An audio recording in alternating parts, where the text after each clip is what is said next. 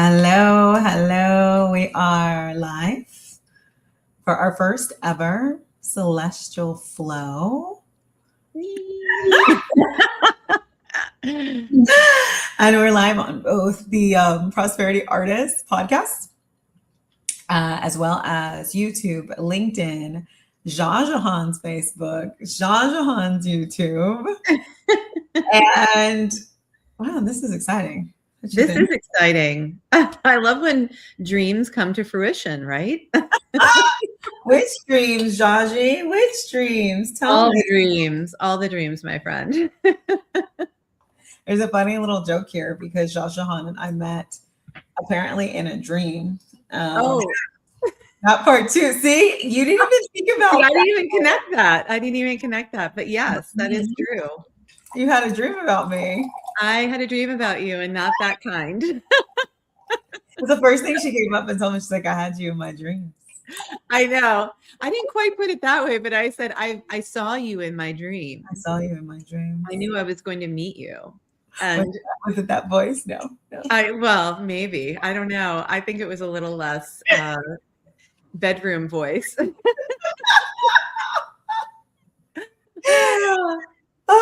So I'm going to talk about our tea, or my tea at least, today. And then my tea too. Oh, perfect. So I don't know who's on my tea. She's a spicy kitty. Look at her. Oh my gosh. She's love her. Mine is Celestial Flow tea. Oh my God, I love it. I love it. I love it. I love it. For those of you who are listening on the podcast, we're also going to be running these live on YouTube. You can join us. You can ask questions real time. We are live if you are watching this on any of the channels that it's coming up on. If you are listening to this, then that is the recording after the fact. But know that you can join us live and definitely follow and like and subscribe, do all the things, and we'll give you some announcements when we are going to go live. And so with that, what's the tea today, Zsa Jahan? Mine is a green peach tea because I wanted something that would energize me and be a little like sweet. Oh, I love that. Yeah. I love a good peach. Did you know that peach clears anger? Interesting. Peach is very, very yummy / important for our manifestors. I was going to say, and I'm a manifester, so clearing anger is like the name of the game. Not that I'm feeling angry today, but it has been, I'm an emotional manifester too. So I kind of go, whoosh. My Manny Jens, check out Peach. She's a special helper. And I see that we have some people joining live. Feel free to say hi. Let us know where you're from. If you know human design, let us know your design. In my cup, I have oolong. It is oolong tea, and it is the first strain of oolong tea. And it is so, it like floral and fragrant. Like it low key tastes like drinking perfume, but not in a bad way. In a very delicate way, and in a very, I don't know, I was gonna say expensive way. Luxurious. Some luxurious tea for you. It takes me like back to, I don't know what time, but I feel like I'm in some court somewhere with a gujang, just having some fun.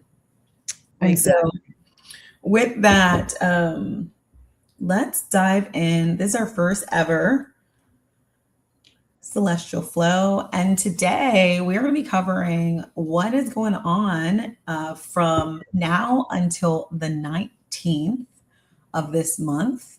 And also we're going to be talking about transits that come up regularly throughout the year or that you may have in your chart. And so even if you're watching this retroactively, know that there's still something in here for you. We're also going to be talking about the extremely powerful Capricorn new moon that we get to experience, and several different transits that we've been in that I really believe in, and I think Zsa Jahan agrees with me, are game changing and are really relevant over the next 4 months to 2 years. So definitely stay tuned. We're also going to be sharing some art today. and an opportunity that we have, we are going to tune y'all, and you are invited. And so the sponsor of today's is Prosperity Artists. On prosperityartist.com, you will find our live events together. We will be in Tulum not once, but twice this year in February, taking advantage of some very special astrology, which we'll be talking about today, and changing, shaping, honing, refining our love and our personal power as we move into this year. Yeah. And into this like energy that is building, that is so potent. Mm-hmm. Little fire horse moment. Yeah. Like, ready to ride, getting ready to gallop. Right. You gotta shed, and remember to shed the last of what's holding you back, because you cannot grow forward if you are still stuck in the skin that you have wrapped yourself in. That is your life that does not feel good anymore. You got to wiggle out of that crap. I mean, you can. It just won't be fun. You can. You just might suffocate in there. I'm just saying. Like pulling it. It's funny. There's so many visuals coming in. I'm seeing people like pull the skin off of snakes, and I'm like, don't do that. No. So let's take a moment. Some folks are new and they don't know us. We have had, if you'd like to tune in, a couple of episodes where we basically bare our soul for hours. Very much. Shabala makes me cry. I tell my entire life story, like 1 hour monologues. Like, feel free to check out one of the last 2 episodes of Prosperity Artists. Both Jajahan and I go extremely deep. But Jaji, can you introduce yourself to the audience? Let them know a little bit about you, a little bit about your background, and some of the things that we're going to be sharing today. And then I'll do the same after. Yeah, so it's wonderful to meet you. I am Jajahan, aka Jaji. You'll hear Shabala probably flip back and forth. And I live just outside of Philadelphia. I live in a beautiful light-filled home, which you might see, and I am a transformational guide, a human design coach, I and an artist as well. I love what I do, and I am a 5/1 manifester, and my one and only channel, if you know human design, is the 3536. So I am really designed to help you take those leaps of faith. That's what I love doing with my clients that I work with in my life. And I find that my ability to sort of navigate those things that other people might find uncomfortable is one of my superpowers. And I love talking about the celestial weather. Human design has been a passion since I discovered it, I guess going on 6 years ago now. Astrology has been in my life forever, but I did grow up sort of skirting around it because I was born and raised in a Sufi community right outside of Philadelphia. That's where my name comes from, Jajahan. Actually arrived in a telegram from Sri Lanka because I almost left the hospital baby girl, but instead got my name. And I basically have been a lifelong seeker, whether that be diving into the Sufi tradition with Rumi and Hafiz and my teacher, Bao Mahideen, and really just diving into the core of us. And that's what I love about human design.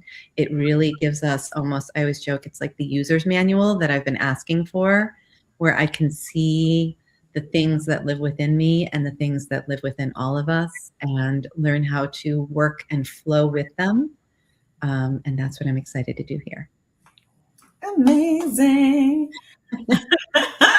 I'm Shivala, Queen of Lions. I am a medicine woman and prosperity artist. I spent about a decade climbing the corporate ladder, and then transitioned into coaching women in business. And now I live in my art while Mhm. serving as a traveling partner for those who are moving through their spiritual journeys. I spent a lot of time and money trying to resist slash quickly get through a spiritual journey that felt forced on me, not knowing that I was really reconnecting into gifts that had been given to me by birth, as as gifts are given to all of us in birth, and also that I was continuing a lineage and legacy of many beautiful and powerful healing women in my family. I found that out afterwards. My grandma is a reverend in the Episcopal Church, and so it took me a while to find out that I come from a line of healing women, midwives, herbalists, and to trace that back, down into the DNA and learn that I come from a forest nomad tribe that does plant medicine, and on the other side, a tribe that was known, Akan, in Ghana for dealing in gold and money. And so now the work that I do that merges healing, herbalism, money making, and also art. And it just is so aligned for me. And so for me, human design ended up being a portal first to help me understand my clients, and then to help me move through a journey of self discovery, which would eventually kill my first self. My OG name is Melisa, and I still go by both of them, though pretty much everyone calls me Shibala at this point.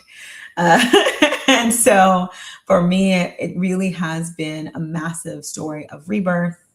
And it's something that I work through my clients with. So for people who are moving through a moment of rebirth, whether that feels delightful, scary, empowering, or anything in between, feel free. Feel free to reach out and check us both out uh, Mhm.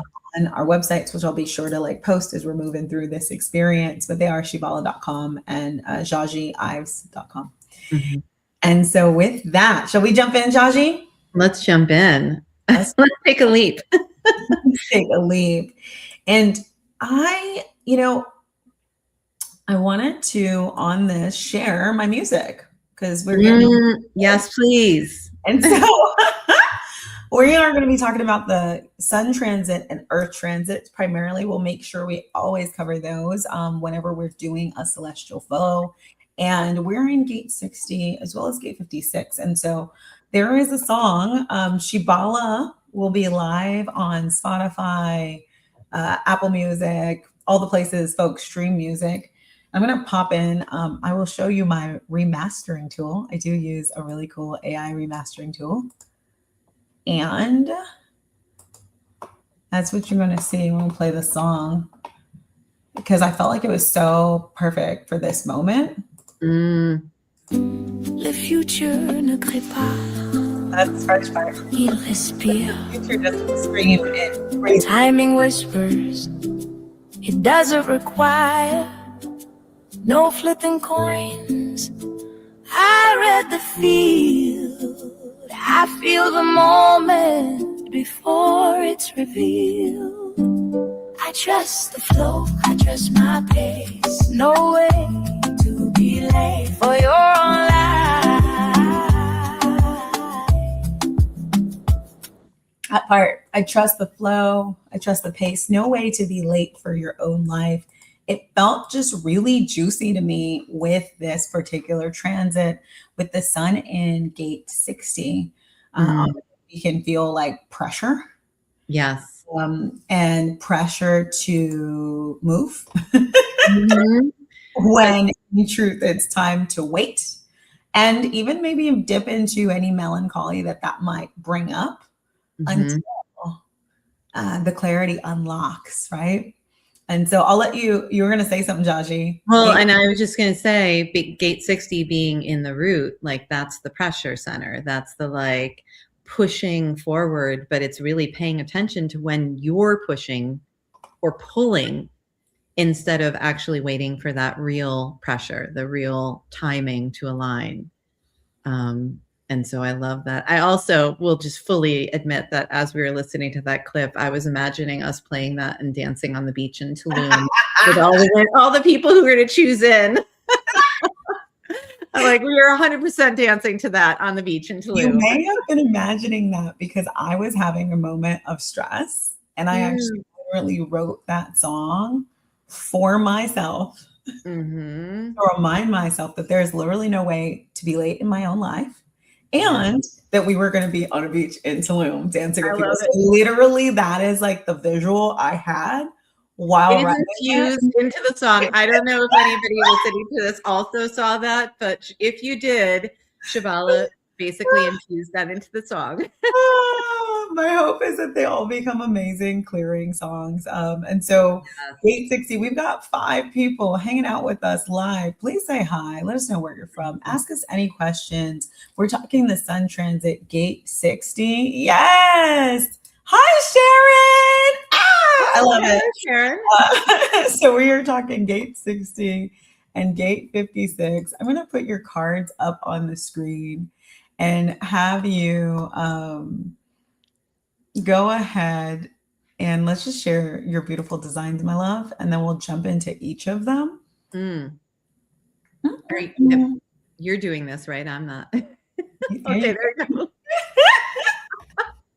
Tell us about your beautiful artwork, Gate 60, Gate 56. I'll let you take the floor and then I'll jump in with any ads. Okay. All right. Well, what you're seeing are my 2 illustrations. For the past 2 years, I've actually been following the transits. And while we're transiting through, connecting with people who have these channels, these gates within their own human design, and listening to their stories, you know, because it came from, I don't have every single gate illuminated in my chart. And I wanted to know what people's experiences were. And so when I was doing this, Gate 60 is my friend Jenny. She's an amazing person. She runs a camp, or actually a series of events for women up in Canada called Soulful Events that are all about transformation. And it came from her own essentially journey through depression, through trying to push, through trying to make things work. And she realized, you know, in pure Gate 60 energy that transformation begins with the acceptance to focus on what is growing and compost the rest. And so for each of these cards, you know, I sit with the energy. I hear the stories of the people who these gates are. And I also feel into the landscape, which is why each of the energies has a nature element with it. Yeah. And for this, it was like mushrooms, of course. Like mushrooms rise from the compost. They rise from the things that we've discarded. And it's, you know, for me, that's sort of the Gate 60 energy is, I often call this the MacGyver gate. It's like okay, this didn't work, but let's try this. It's sort of like when you're constantly experimenting your way and feeling that pulse, you're going to get there eventually. And you don't necessarily have to like MacGyver it. But it's that energy of really like being willing to discard what didn't work so that you can build something better.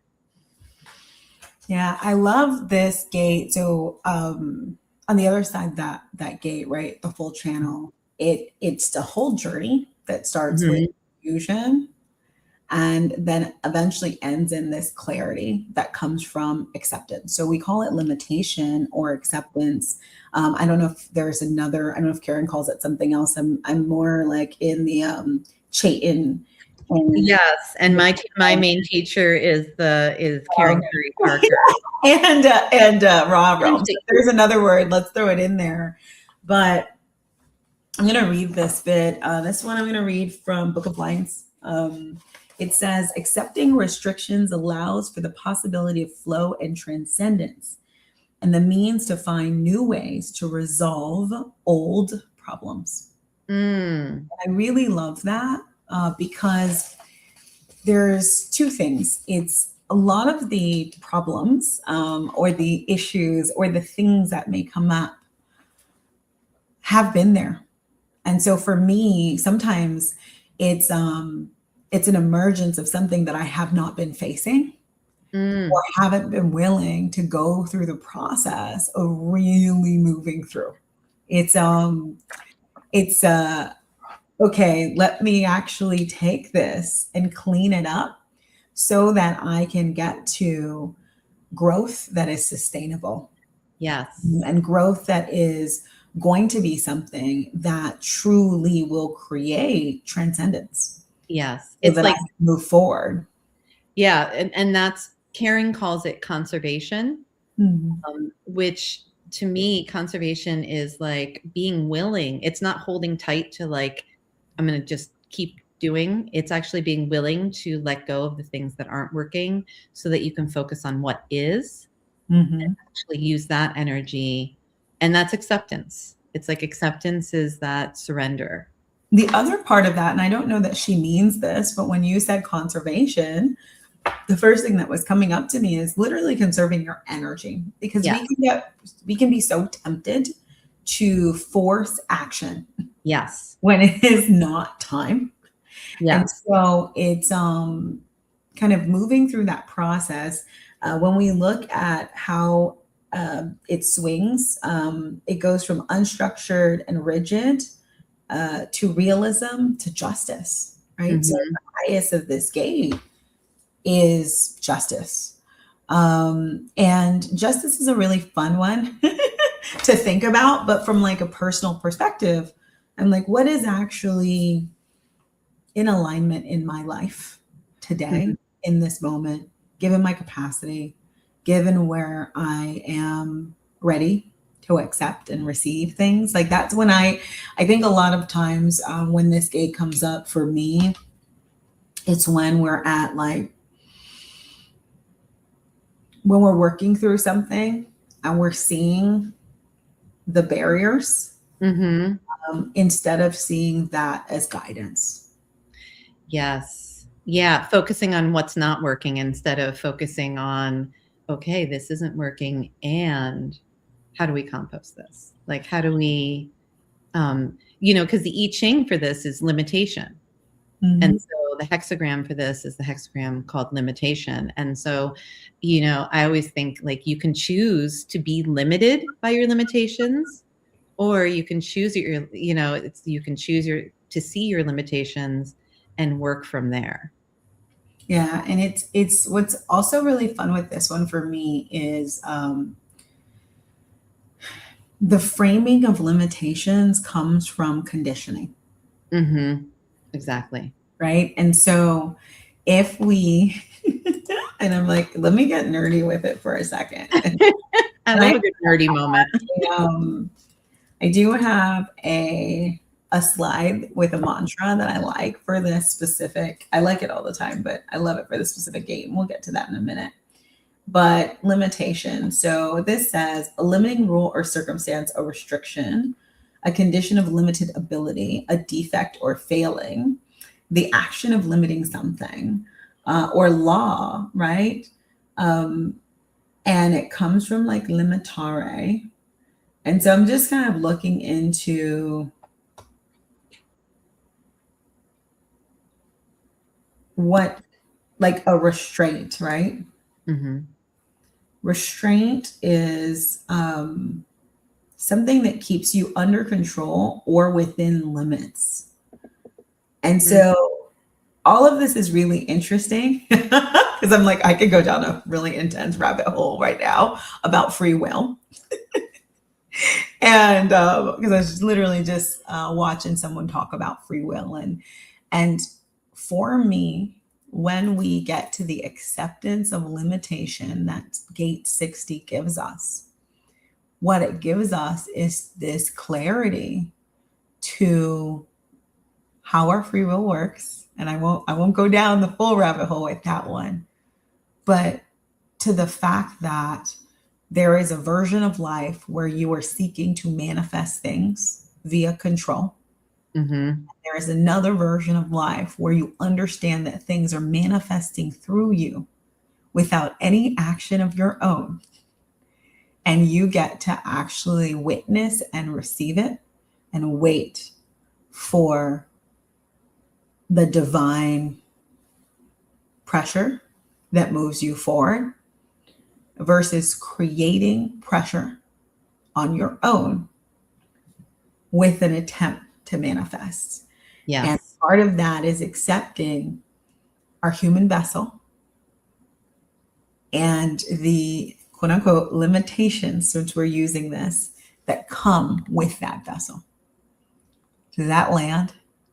That lands, yeah. And it's like, I know you have, I was just looking at, because that little bit of my card, I also wrote like, there's more to it. And it's really about how when you let go of how you thought it should be and explore possibilities with a curious mind rooted in gratitude, then what is meant to grow will. And to me, that's really one of the gifts. And, and I also think in terms of this gate, it is grounded in, because the earth is in gate 56. Mm-hmm. And so when the sun is transiting one, what the earth is transiting is really what we're all grounded in. And gate 56 is one of the storytelling gates that lives in the throat. And it is about speaking ideas into expansion. And so it's like, are you speaking your limitations into expansion? Or are you composting what those fears? Because a lot of times when we speak negatively, we say, oh, it's not possible for me. It's because we're in this fear mode. We're not allowing ourselves that expansion of, like you said, the manifestation that's possible when you let go of how it has to be, when you stop trying to control it. Instead, you step towards the energy of what actually is pulling you forward, what actually is pulsing you forward, instead of trying to micromanage it and make it all fit into your neat little tidy box of life. And so I love these two energies together because they're both really about growth and possibility, and specifically honed into feeling that pulse of timing that's in the root and speaking out those possibilities in the throat, because what we speak is what calls what's possible into our lives. Our words really matter, and our vibration, that vibration that lives in the root also. And so they co-create really what we're going to be calling into our life.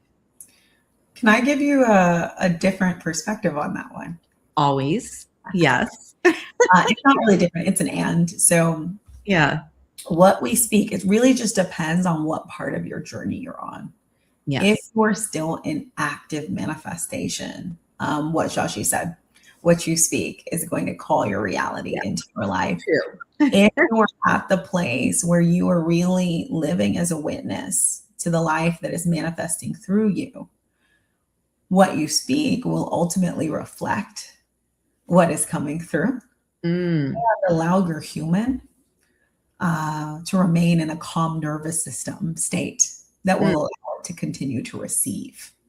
So just a little bit of nuance depending on where you are on your journey and what you're trying to do at that moment. And, as someone who has one of the purely manifested, like the only purely manifested channel, money channel, I am very familiar with manifestation, just straight up. Yeah. Like we can, both ways are totally fine. There's no judgment, but I did want to throw that in there. 56 is a fascinating one for me. I had a client once, and she's a reflector, travels the world, telling stories, was writing several novels while we were working together. And it was hilarious because I would have to pause her 56, because if not, we could just speak forever. weave a story about a person shopping in the grocery store. And it would literally be about the person trying to put the coin into the thing to get the grocery. But she would say it in such the highest is called intoxication, like this intoxicating way that we could spend like 30 minutes talking about this woman at the grocery store. And so what's funny is that for me, what's fun and funny is that gate 56 is not necessarily about honesty, or even communicating any, like, if we want to say like communicating a message that is aligned with your core. It's literally about getting an emotional rise. So, and as you move through that journey, truthfulness becomes part of it. And learning to be more intentional and to not be distracted with the expression. Yeah. And so it's a fun one to kind of pair, because you get to really pay attention to what is coming out of your mouth. And like Jahan said, like, is it reinforcing funky feels that gate 60 may be bringing up? Or is it reflecting a truth that can actually get you to balance, acceptance, justice, focus, mutation, which is what 60 is here for? Yes. I love that. I love that. Well, and that 56 is on the other end. The channel is gate 11, which is ideas. So that's why it's such a busy storyteller, and that it is called, in traditional human design, it's the gate of the storyteller. They storytelling keeps coming up in some of the references, but the wanderer is another one. Yes, the I Ching is the wanderer, and in quantum human design, it's expansion, the gate of expansion. I love it. All right, let's keep going, shall we? So this is my transit mantra. I love that. For me. This is especially, some of us, we move through these moments, and 60 can come with melancholy. And what's beautiful is melancholy can often be the breakthrough. I have several gates that come with melancholy, and it, for me, becomes melancholy leads to creativity, leads to breakthrough. But if you are moving through this mentally and want to work with your mind, life is happening for me. And the question becomes, how is this happening for me? And when you see the thing, I'm not saying like, find the silver lining. I'm literally saying, find the guidance. It's not like, well, it could be worse. Or I'm like, find the guidance, find the resource. Look at it and say, ooh, what direction is this pushing me towards? And also maybe, what am I avoiding? Yeah. It could be a solution, and maybe it's a less direct one in your view, but it's one that actually puts things together in a way that makes them useful, sustainable, helpful long-term. I love that. Yeah, because life is happening for me. That really is that is the phrase that can change you. It can change your perspective so quickly. That is the phrase that pays. It's like when you said that. Phrase that pays, yes. And I promise y'all, this phrase, it really is the phrase that pays, period. Any transit you're on, it's very helpful. And that one line I find, so I've had clients, who move through like rebirth journeys with me. And I have this one client, Michelle, she'd be okay with me saying her name. And we went through her whole journey. And Michelle got married. Michelle got her dream job. Michelle got, she had a job and a side hustle. Her side hustle, she had like national placements, international stuff, speaking, everything. Okay. And now it's like 6 a.m. in the morning, and I don't do 6 a.m. anymore, but I'm like, on the call with her before she's going to her fancy new job. And she has her latte in hand and she is complaining. Mm. Like, Michelle, you were here with your coach at 6 some a.m. drinking this fancy coffee, walking out of your car. There's not the BMW yet, but it's still your dream color. You just got married. You have your dream job. Everything is here. What's going on? Like, what more do we need to do for you to be happy, satisfied? And what I got to was, oh shit. And this is way before I'd done the energetic work that I do now. We get to reset your frequency. And what I found is there is a frequency that is it's very much like turning the dial on a radio. And your radio station is either playing Life is Happening for Me or Life is Happening to Me. Yes. Or toggling between both sporadically. Say that again, please. Because that is so important. I don't know if it came through channel, so I'll try to say it, but it will not be the same. Well, I can repeat it back to you if you can, because that there is a frequency that is like a radio station, and your radio station is likely either playing Life is Happening for Me or Life is Happening to Me. And many of us are toggling back and forth depending on whoever is in our energy and in our face. And when you can see it and choose Life is Happening for Me, an entire world opens up, because that is really where you release your victim and embrace your freedom. And even if you believe we do not have free will, you will still embrace the freedom of calmly watching what is manifesting through you and being able to accept it and enjoy it, because there is a choice. And when you know your life is happening for you, there is always a way to choose joy. Yes.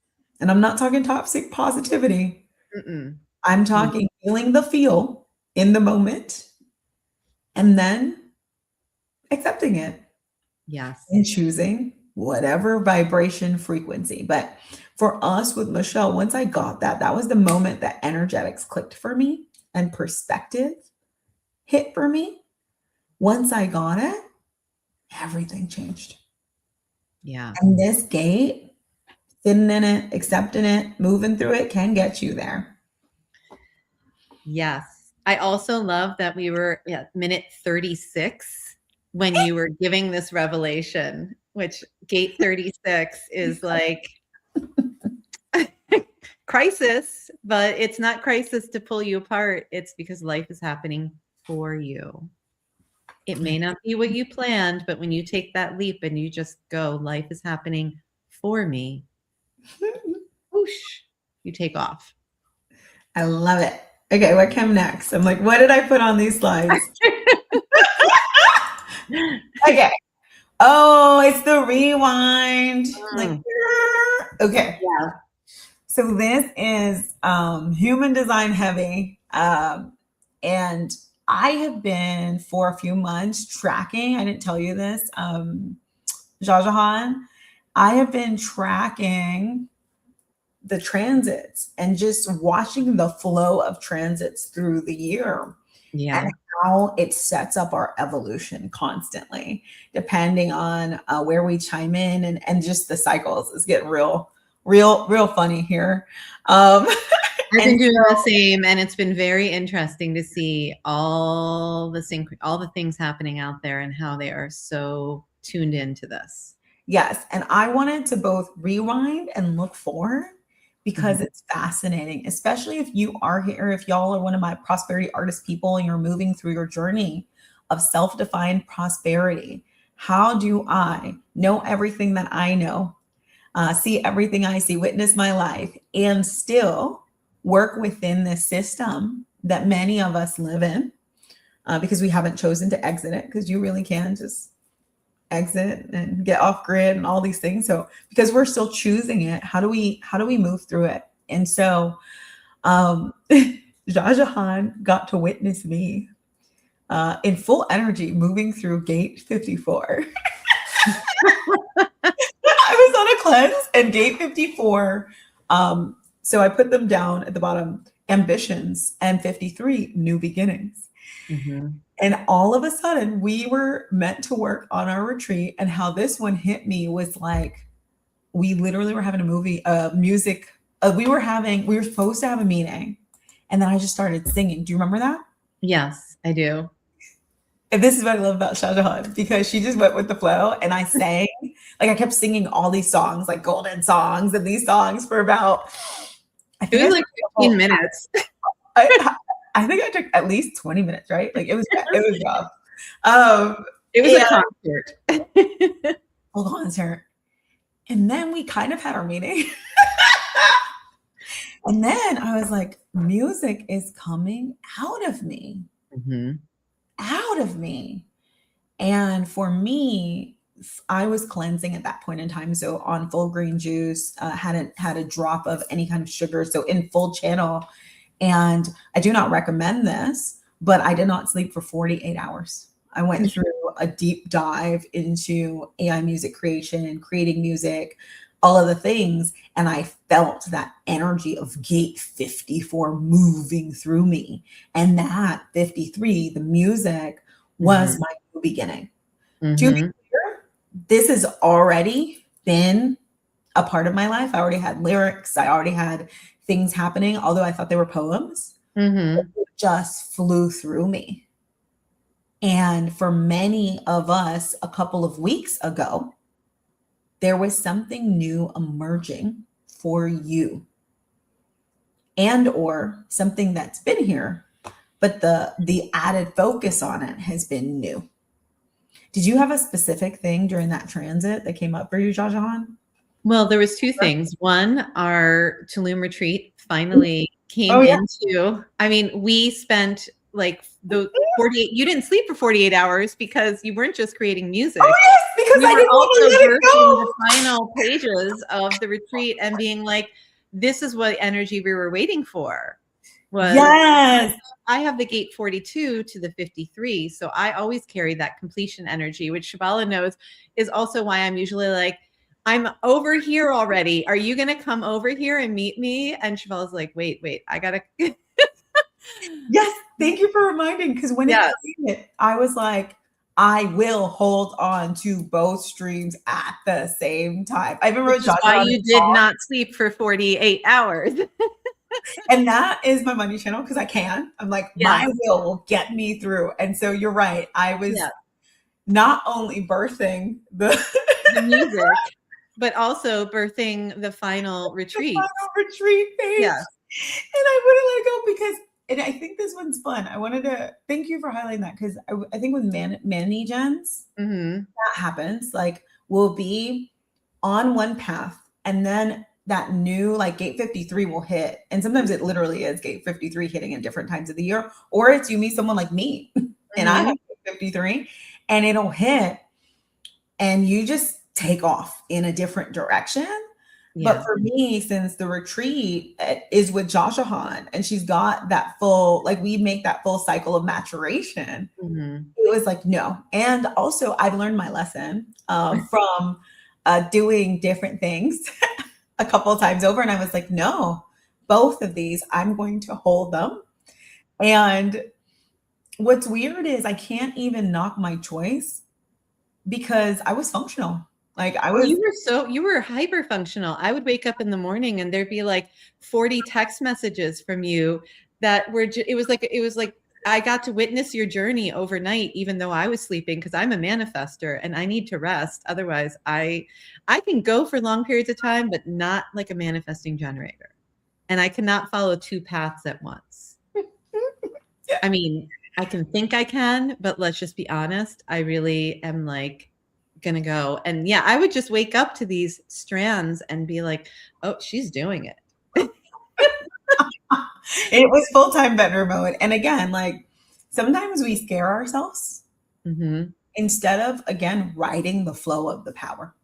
Yes. And that's the thing. You could have doubted yourself in that moment. You could have thought you were being irresponsible or whatever. And then that music would not have gotten birth through you. No. Because it was asking so clearly. And you were doing other things too. We're not even going to mention the other things that were going on.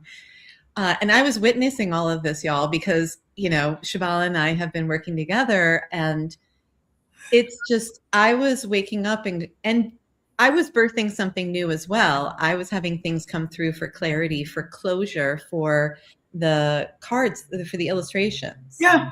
And I didn't even share that with you because I was like, I don't even want to distract her with like letting her know about that. But that was happening on the side for me. Yeah, you were finishing them up. Yeah, I was like, that's happening for me, but that's for me. And Shabala's spinning 5 plates right now, and she's doing an amazing job. Like, if you want to witness someone who can spin 5 plates, go find your manifesting generator friend, because that's what they're built for. Yeah. In the past, I would not trust these urges because my husband would get nervous. Yeah. But I just sat back because when I built my first coaching business, there was a moment where I did all of my courses and they flew through me, and I just set up like a little bed here, and just was like, wow, okay. And then I would get up, work, go to sleep, get up, work, and it just needed to come through. And that is when you finally get to this point where you trust your channel. The past one, I did it out of like frustration and anger. It was like, this shit is coming out of me because I'm done.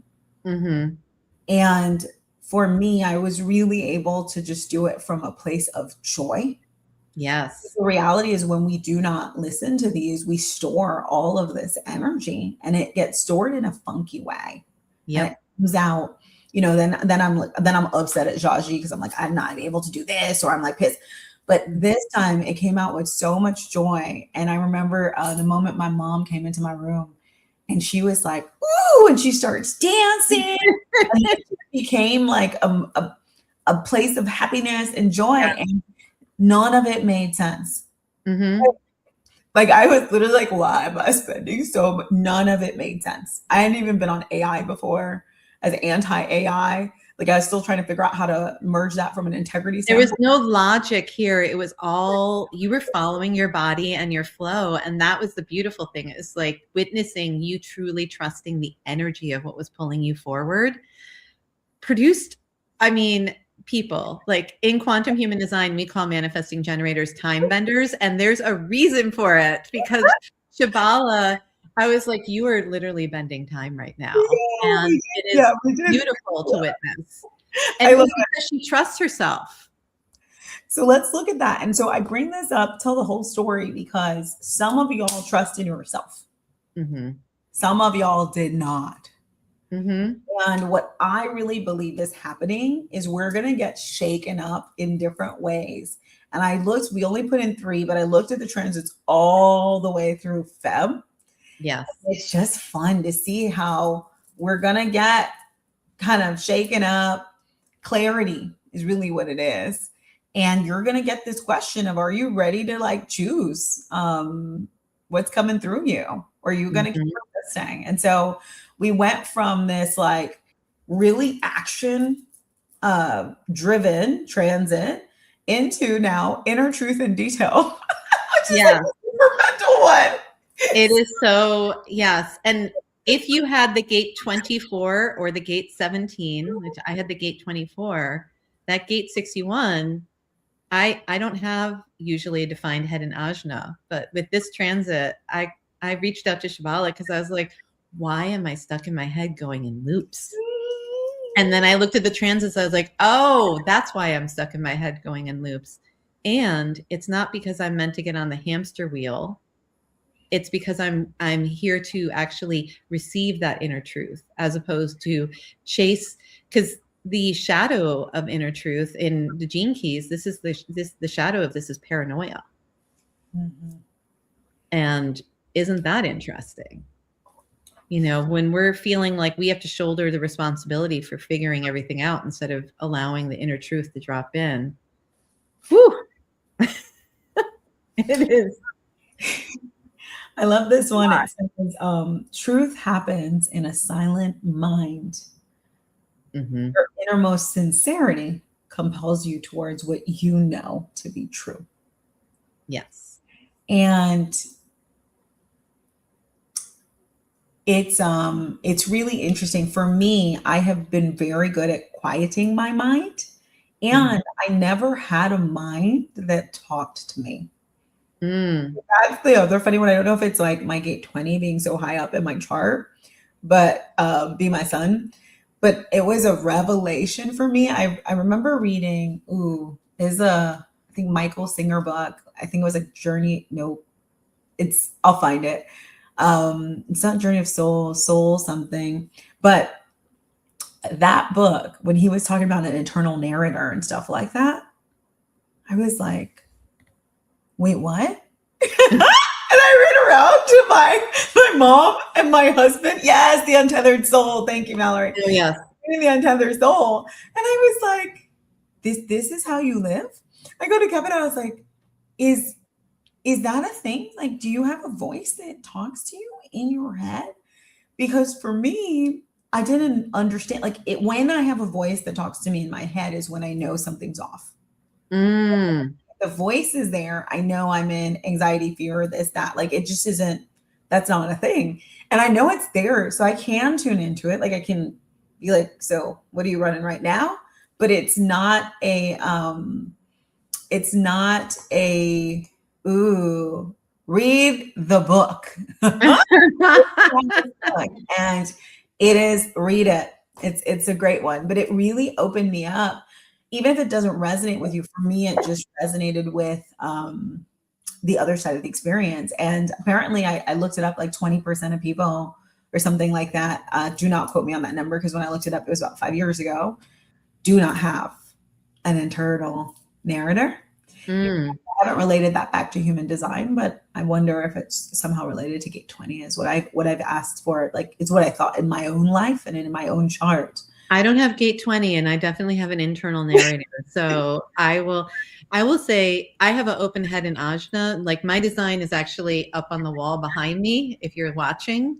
I only have 2 centers defined. So even though I'm a manifestor, people usually are like, ooh, really powerful. I'm actually I am. And I feel the world. I read you deeply. Like, I've got 7 open centers. And my journey has been actually to realize that a lot of the internal narration wasn't actually narration. It was reception. Mm-hmm. It was reception. And so this came to me during the pandemic, when we were all in this. I mean, our nervous systems co-regulate, and I realized I was going up during the pandemic. I would go up into my meditation space, be at home with my husband, my 2 kids, and I almost felt like I was receiving everything that was out there and working up in my meditation space, trying to solve the problems of the world. Until one morning when I was like, wait a minute. Wait a minute. I do not need to solve the problems of the world in my own little room on my own. I can release this. And when I unhooked, now you say internal narrator, actually, it's hard. Not hard. I've unhooked so much that when I tune in, I'm like, oh, there it is. I've unhooked to the point where I do have an internal narration, but it's usually actually reception. It's usually my channel. Yeah. And that's the thing. And I can hear the difference now. Mm-hmm. So, and that's fun that you say that, because it's definitely different voices. And for me, my head center is completely open. Mine is too. And so, because I didn't have an internal narrator, I can hear when somebody else's stuff is in my head. Mm-hmm. Or when I'm obsessing over somebody else's stuff. And that's where I laugh. It's probably like my number one source of manifestor anger, where I'm like, don't put it in my head. You haven't experienced that with me except today. Remember this morning when I was like, I don't want to talk about this too long. Oh, yes. That's like, I was literally. And as soon as you called me on it, I was like, oh yeah, thank you. And it wasn't your stuff. It was the world. It was receptions, because you kicked me out of because like I said, it's a practice of hearing, and sometimes I don't recognize it. We were talking about some of the fear that people have about traveling right now and how that's, might be addressed in FAQ. And for me, I was like, ooh, please let's not bring that vibration of fear into the equation at all, or even bring up. So sometimes, and this is a really good marketing tip, and I just want to throw it out there to the world, which is if you're doing a lot of dancing to alleviate fears, concerns, etc. of your audience, you are going to bring in people with fear. And you might think you've alleviated them in that moment, but they're rooted in something deeper, and that will come to your event, to your coaching, to your whatever. And until you get to the actual root, now you are dealing with it, you're managing it, you're nurturing it, and or trying to not nurture it. And so just know that that's always a question mark. And it's not that we don't get to address valid concerns from people. It's just something that we get to work through. Like if I'm having to convince you, then I'm going to need to move through that when you then get received. And so I actually had sent Jajahan something that actually included what she was referencing. So she was bringing it back to me. And today I was like, no. We have Celestial Flow. I have a website. Like I was like, it's like my headphones. I was like, nope. Don't bring that vibration of fear in. I have no desire to like even deal with that right now. My head is where it is. And the reality is this is my own quote unquote limitation. And I've sat with it. I'm like, have I created this limitation? Has human design conditioned me to believe that because I have an open head center, yada, yada, yada. So I've sat with this like in like all the different angles. And there is this truth that there are things that I literally hear come out of people's mouths and I can feel them hit me and hook. But they can only stay there if there is an embedded fear within me. So meaning the thing that bothered me this morning could only be there because I have my own little grain of fear. And so the work is then clearing what is in you that's resonating with the thing that is coming up. Does that land? That lands so deeply. Yeah. Because I think that's it. It's when something hits us, it's pulling at, like there's the residue that it's bringing up for you. And the beautiful thing is, since you've said that, it's residue. I always say, like, you have to feel that thing in order to release it. And if it's coming up, then that's because you get to look at it instead of swim around with it and be like, oh my gosh. Yep. I'm just seeing this post from Sharon. Thank you so much, Sharon. Please keep coming back. We'd love to see you. And so that brings us to here.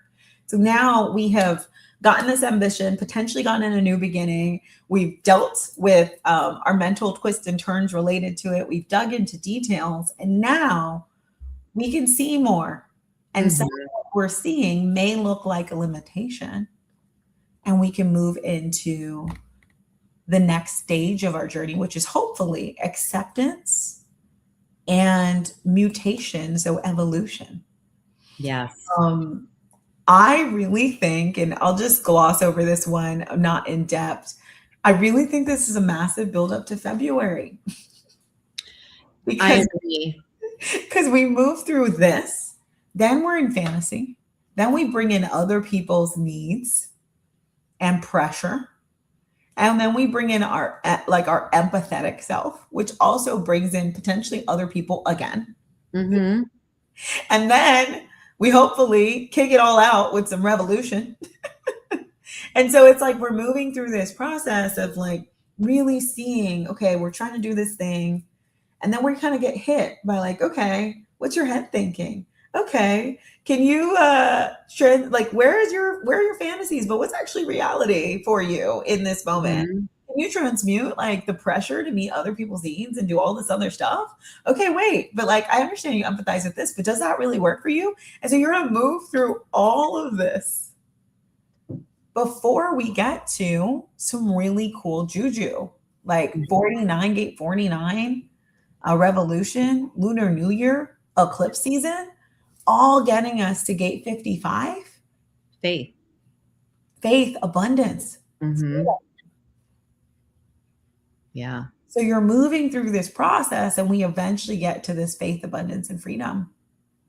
And then this amazing Saturn plus Neptune 0 point in Aries, which is 1 in 35 years. Like this energy comes the Saturn plus Neptune conjunction comes every 35 years, but it's like major transformation energy. So we are flowing through these transits to eventually get us to this moment where we get to choose to leave or not.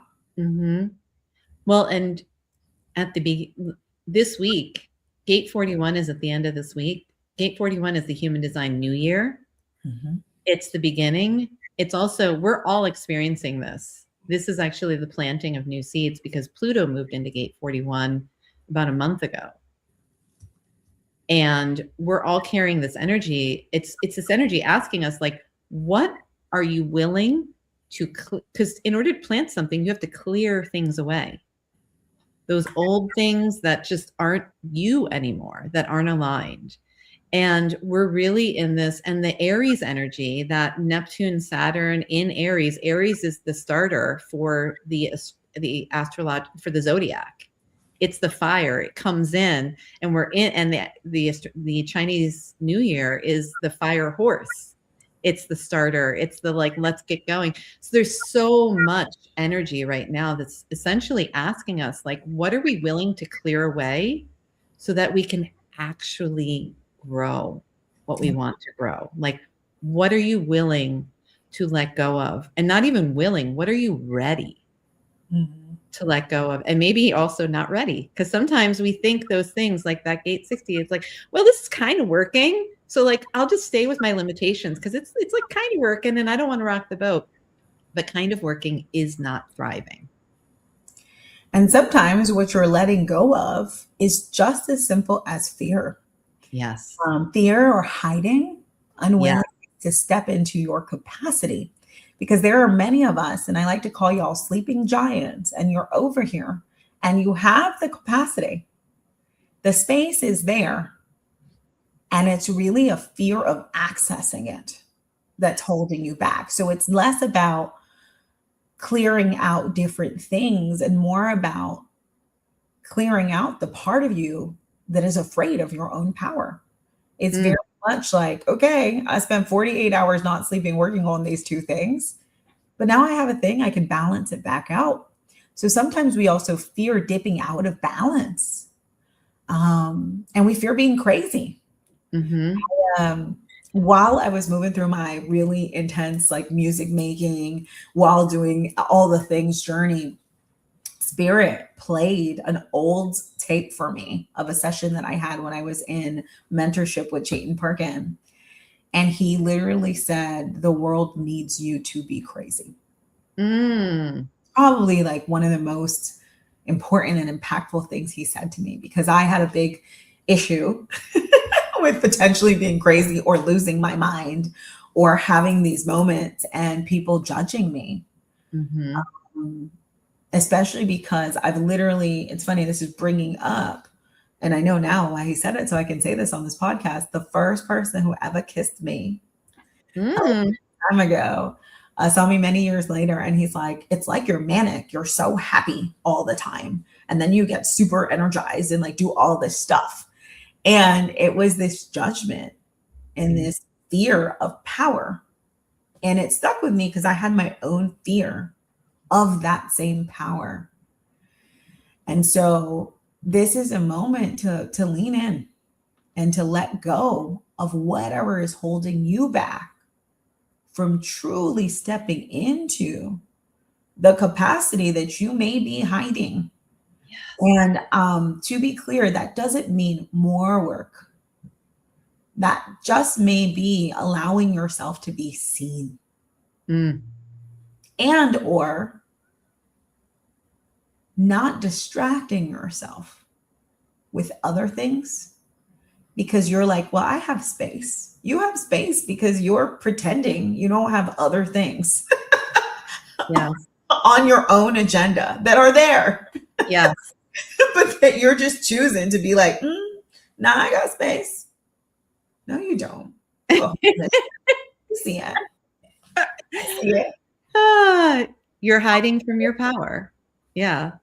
And people, if you are listening, you are going to hear me admit that Shabala has called me out on this. Woo!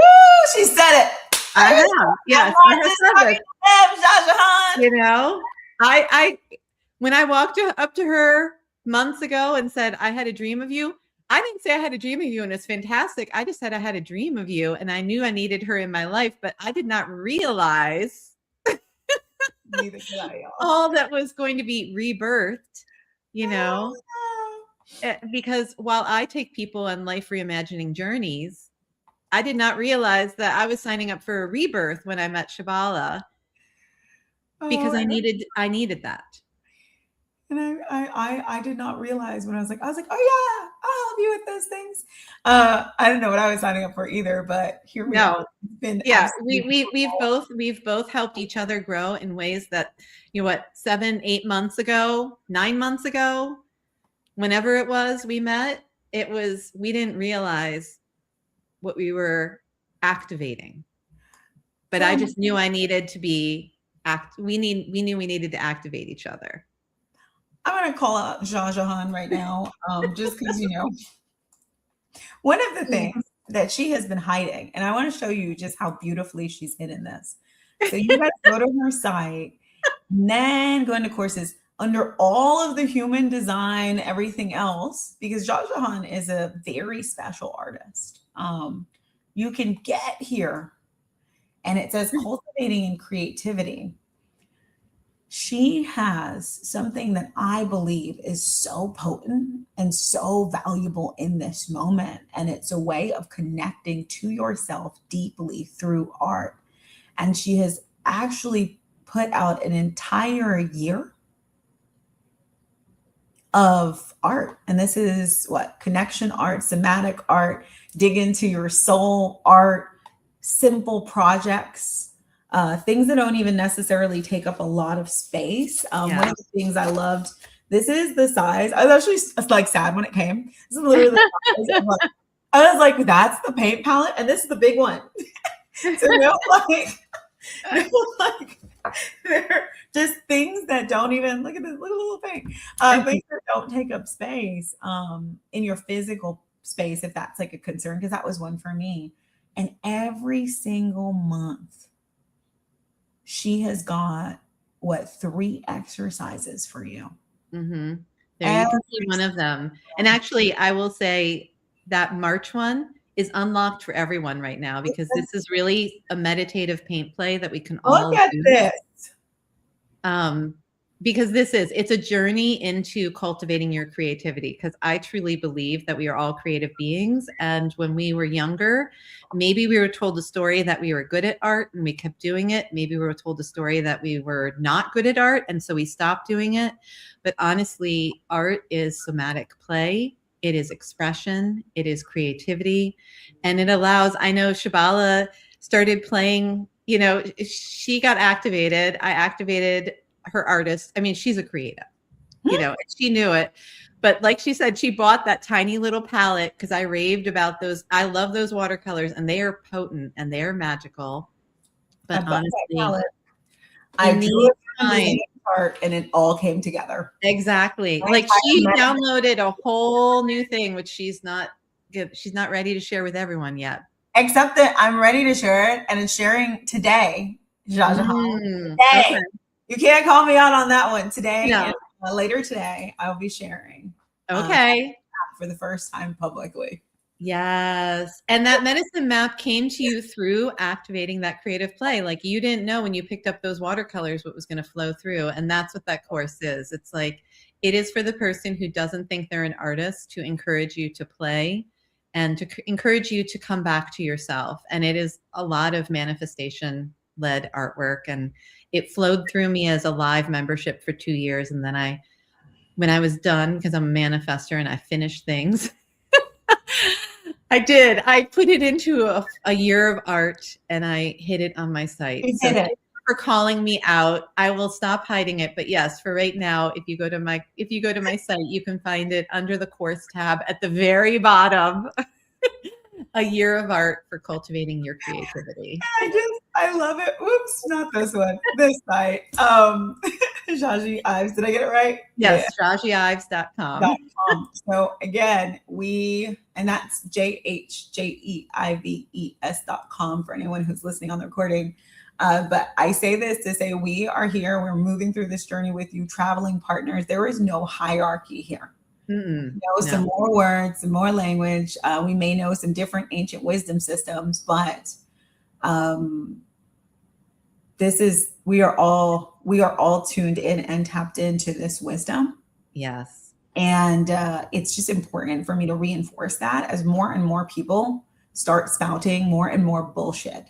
Yes. The difference is a willingness to step into your power. Mm-hmm. And so the next slide says, are you going to choose your clarity in 2026? Just straight up. Are you ready? Because the transit right now and the ones coming are going to support that.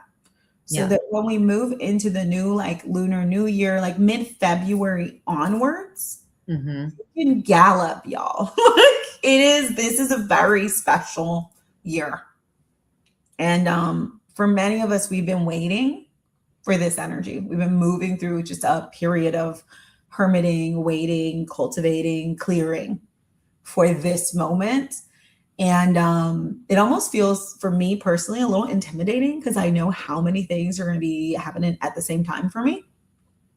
Yeah.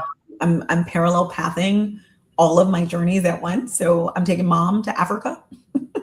We're working on music. We're doing our retreat. We're launching. It's just many different things.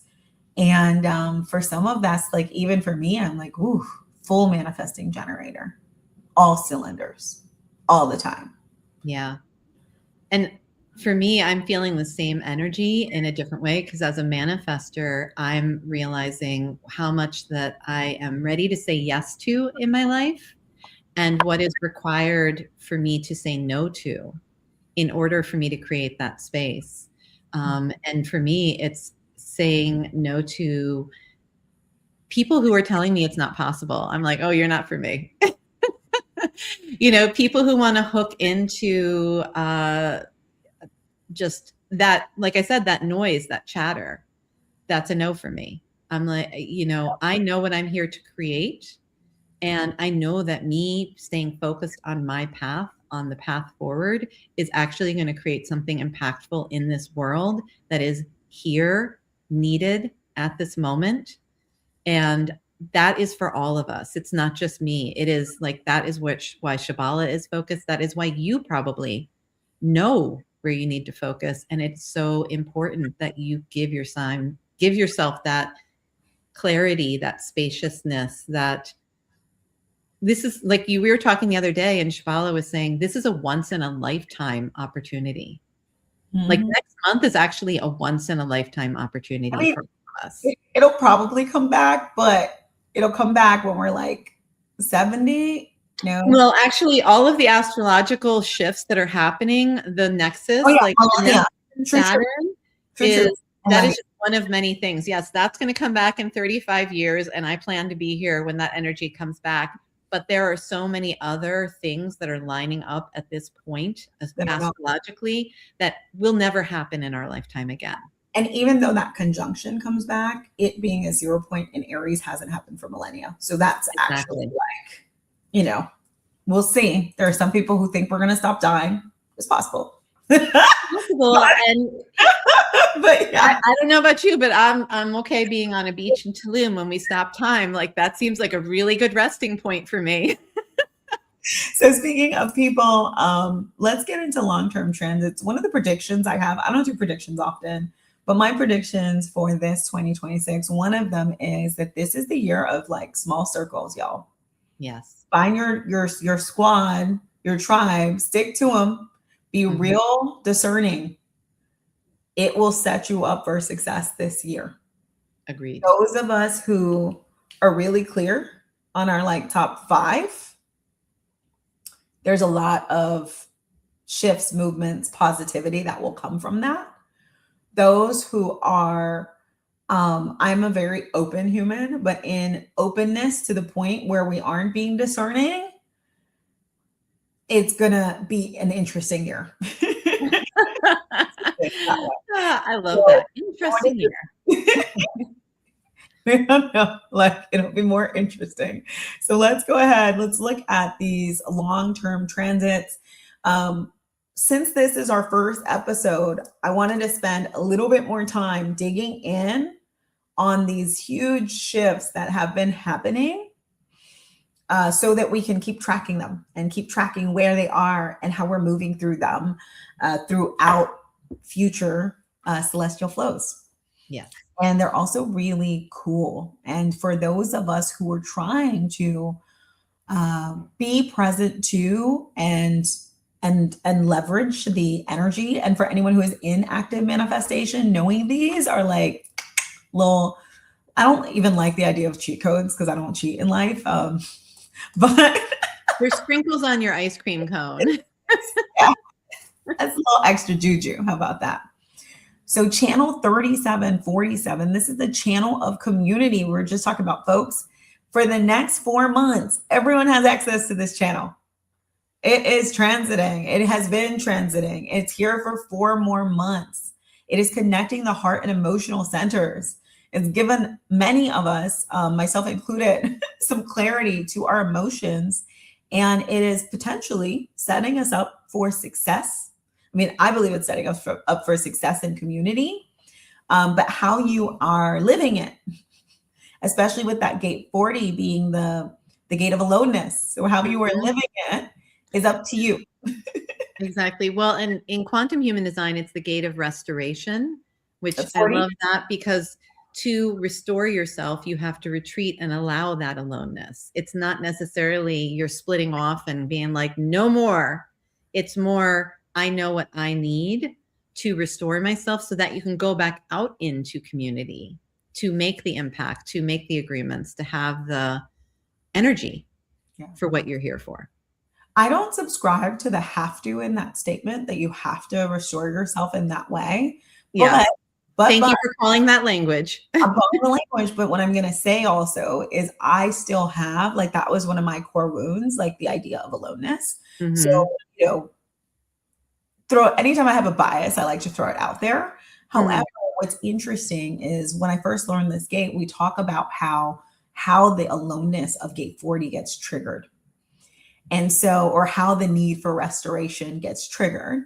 Mm-hmm. And the way I first learned it was that when contracts in community are not being fulfilled or respected, when the aloneness is needed. And typically that's because they actually haven't been communicated. Because someone who has 40 already has an innate ability to navigate in community that other people may or may not have. And so it's up to them to communicate things that for them may be like basic AF, as my mom would say, because my mom has gate 40. And so I have the 37 to her 40, but for her, it's like, why should I say these things? Like, this is just basic. Don't you understand? And the reality is, you're talented. And so sometimes she does not vocalize her expectations, then ends up in a place where she is literally horrified by our inability to follow through on what feels like a basic contract, at which she needs space to restore herself. Yeah. So again, other people's gate 40s may flow in different ways, but I just wanted to bring up the other aspect of this, which is there is literally a trigger in there that is, this is not being respected. The contract is not right, clean, clear. I need to get that out of here. Yes.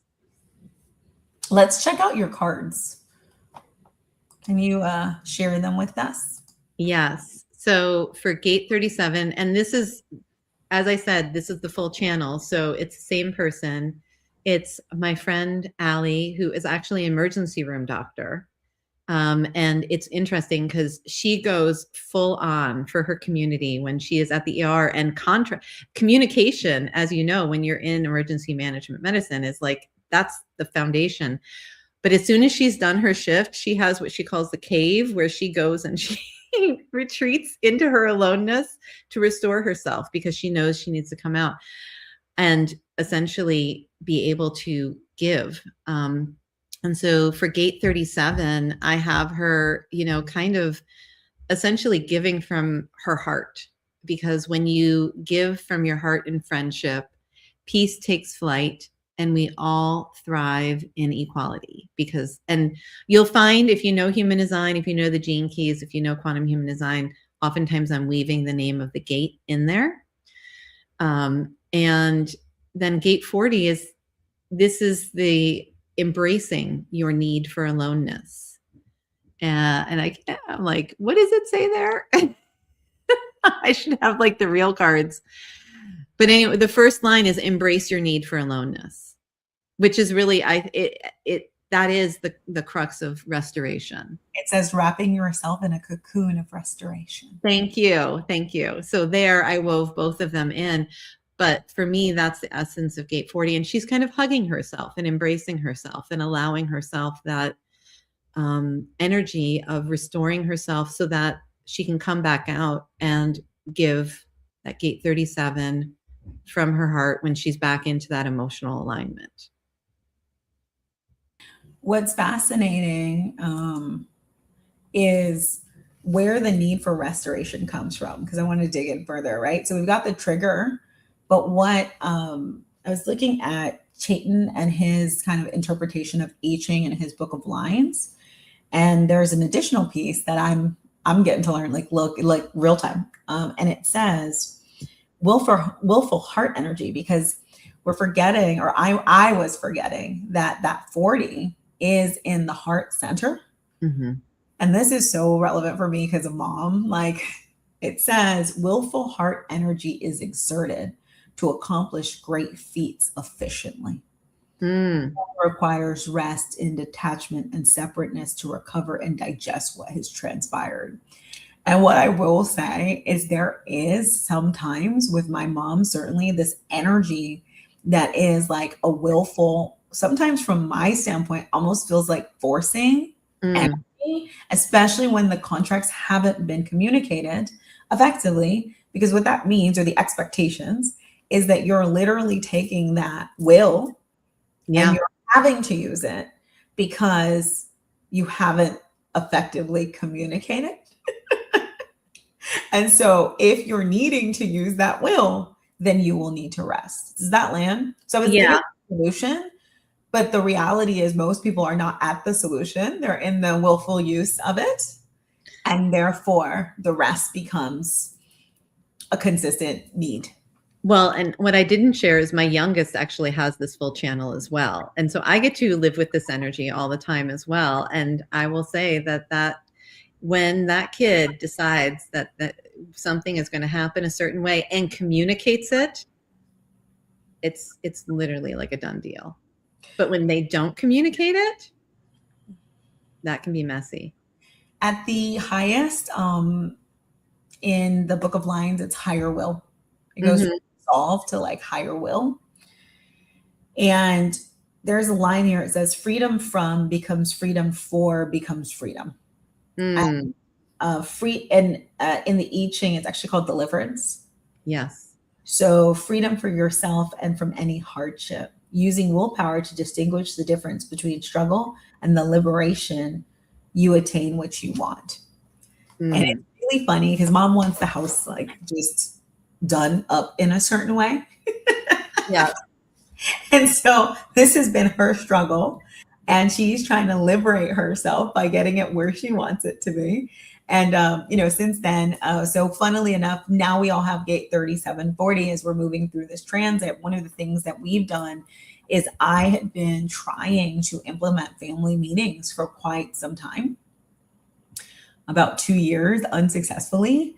And I analyzed everything. Everything in its own time. Now, like, what are the so I made a structure because channel structuring. And so we have like a family structure. We go through what is it? Cooking, cleaning, the calendar. So these are the biggest areas of conflict. We share some like cosmic wisdom. We have a moment to speak concerns because we all have open emotional centers. Mm. And then I close it off for my mom and for my husband so that I become the in between, which I was not enjoying. So we all speak concerns, and then we have a moment to celebrate each other, and then celebrate something positive that we did and a commitment for the day. So like that's kind of our flow. But I've had this on the calendar, and ever since we've all moved into the 3740, it's locking in. And I'll wake up at like 5 a.m. And then my husband was like, I want to do concerns with eyes closed and add breath work. I mean, he went to Vipassana, so that helped. But we basically became this kumbaya family that really has gotten very clear on the contracts, communicating them beforehand, how helpful it is to move through that. And it was a needed addition with the open emotional centers, but also having someone in the household who has that 40 and who gets to give the gift of it. Mm-hmm. I love that. I love it. So this one, we're hanging out with it for the next 4 months. And one of the things that I put was the line placement in the slide because as I take myself off the screen, because we're currently in line 5, and there's 2 themes for that: harmony, but also firmness. And we forget sometimes that there is a firmness that we get to embody as we are staying in alignment with what is self-love for us and communicating that even within community. All right. I love that. Yeah. Else before we jump to the next long-term transit? I think you summed it up. I could share more, and I also want to get into the long-term transit. Okay. So the next one that is a biggie from my standpoint, certainly in my house, because my husband has gate 30. So if you have, I have gate 30, so this is a biggie for me. If you have gate 30, and then this is relevant if you have an open or defined emotional center, but especially if you had an open emotional center, because now you're getting definition. I will also say if you had an open or undefined root center, because I'm getting root energy for the next 2 years. Yes. So it goes both ways. So yes, that's huge. Mm-hmm. So you'll have access to your emotions and to the internal pressure. Pulse of timing. Yeah, that pulse of timing. Yeah. For the next 2 years.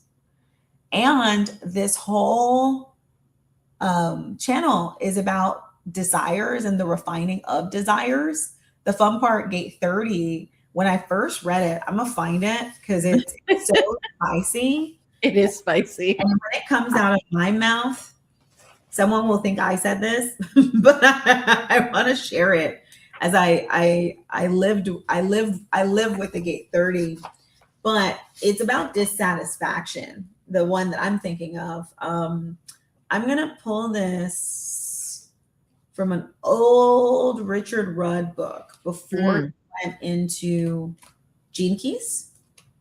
So like human design. It's out of print, but I loved it.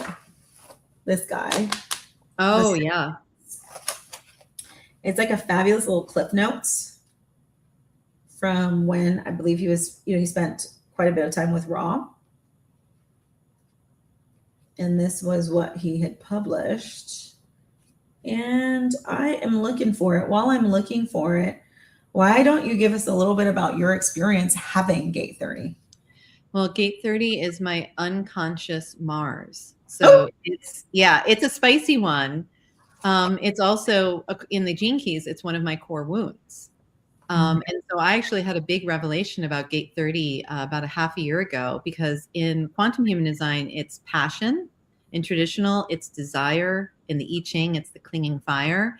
And it is literally where I get spicy, and it's not passion for no reason. It's passion for a reason. And it's the reason that, and so what happened was when I had my big revelation, I, on my mother's birthday, I got into a very impassioned argument with my father because of what I perceived as essentially, I want to say, me not wanting him to, well, not wanting. He basically shared something with me that shattered my perception of him, and I went off. And this is before we transited into gate 41 being attached to gate 30. So I was a hanging gate 30, and I basically started planting the seeds for, why are you even believing this? I was I think a 41 is like the clearing so that you can move forward, but the passion is what pulls you forward. And it just, for me, it's 30 is passion as a drive to create. That 41 is like the seed of creation, and the passion is what pulls it forward. It's the thing that it's also the thing that can burn us out. And for me, what it was actually planting seeds for what I wanted to see happen. And the interesting thing is, after that big blow up, my father actually shifted, and the perspective that we talked about, he started shifting in that. And it was only because I allowed my passion to come out, because it meant so much to me. It wasn't for no purpose. It was passion for a purpose. I love that. So I'm going to read this one and focus more on the desire angle. Mm-hmm. So they talk about, so gate 30, Richard Rudd says, the short and quick reference, people who can never be free from desires. Mm-hmm. Deeper, he says, this is the gate of desire, and it is the source of all our emotional aches and yearnings. These people may not know what their longing is for, but they are driven to want to try all kinds of new things, the result of which may or may not be gaining wisdom. The 41 narrows down the emotional field by focusing on a single fantasy or desire at a time. This is also the gate of fates. Given the power that desire has over human beings, the greatest lesson these people can learn is not to take experiences personally. As long as they are able to enter into new situations from a clear emotional space, whatever they learn will be correct for them, even if it doesn't meet their expectations. Mm. And so gate 41 is like fantasizing about different and new possibilities, potentially feeling restlessness. And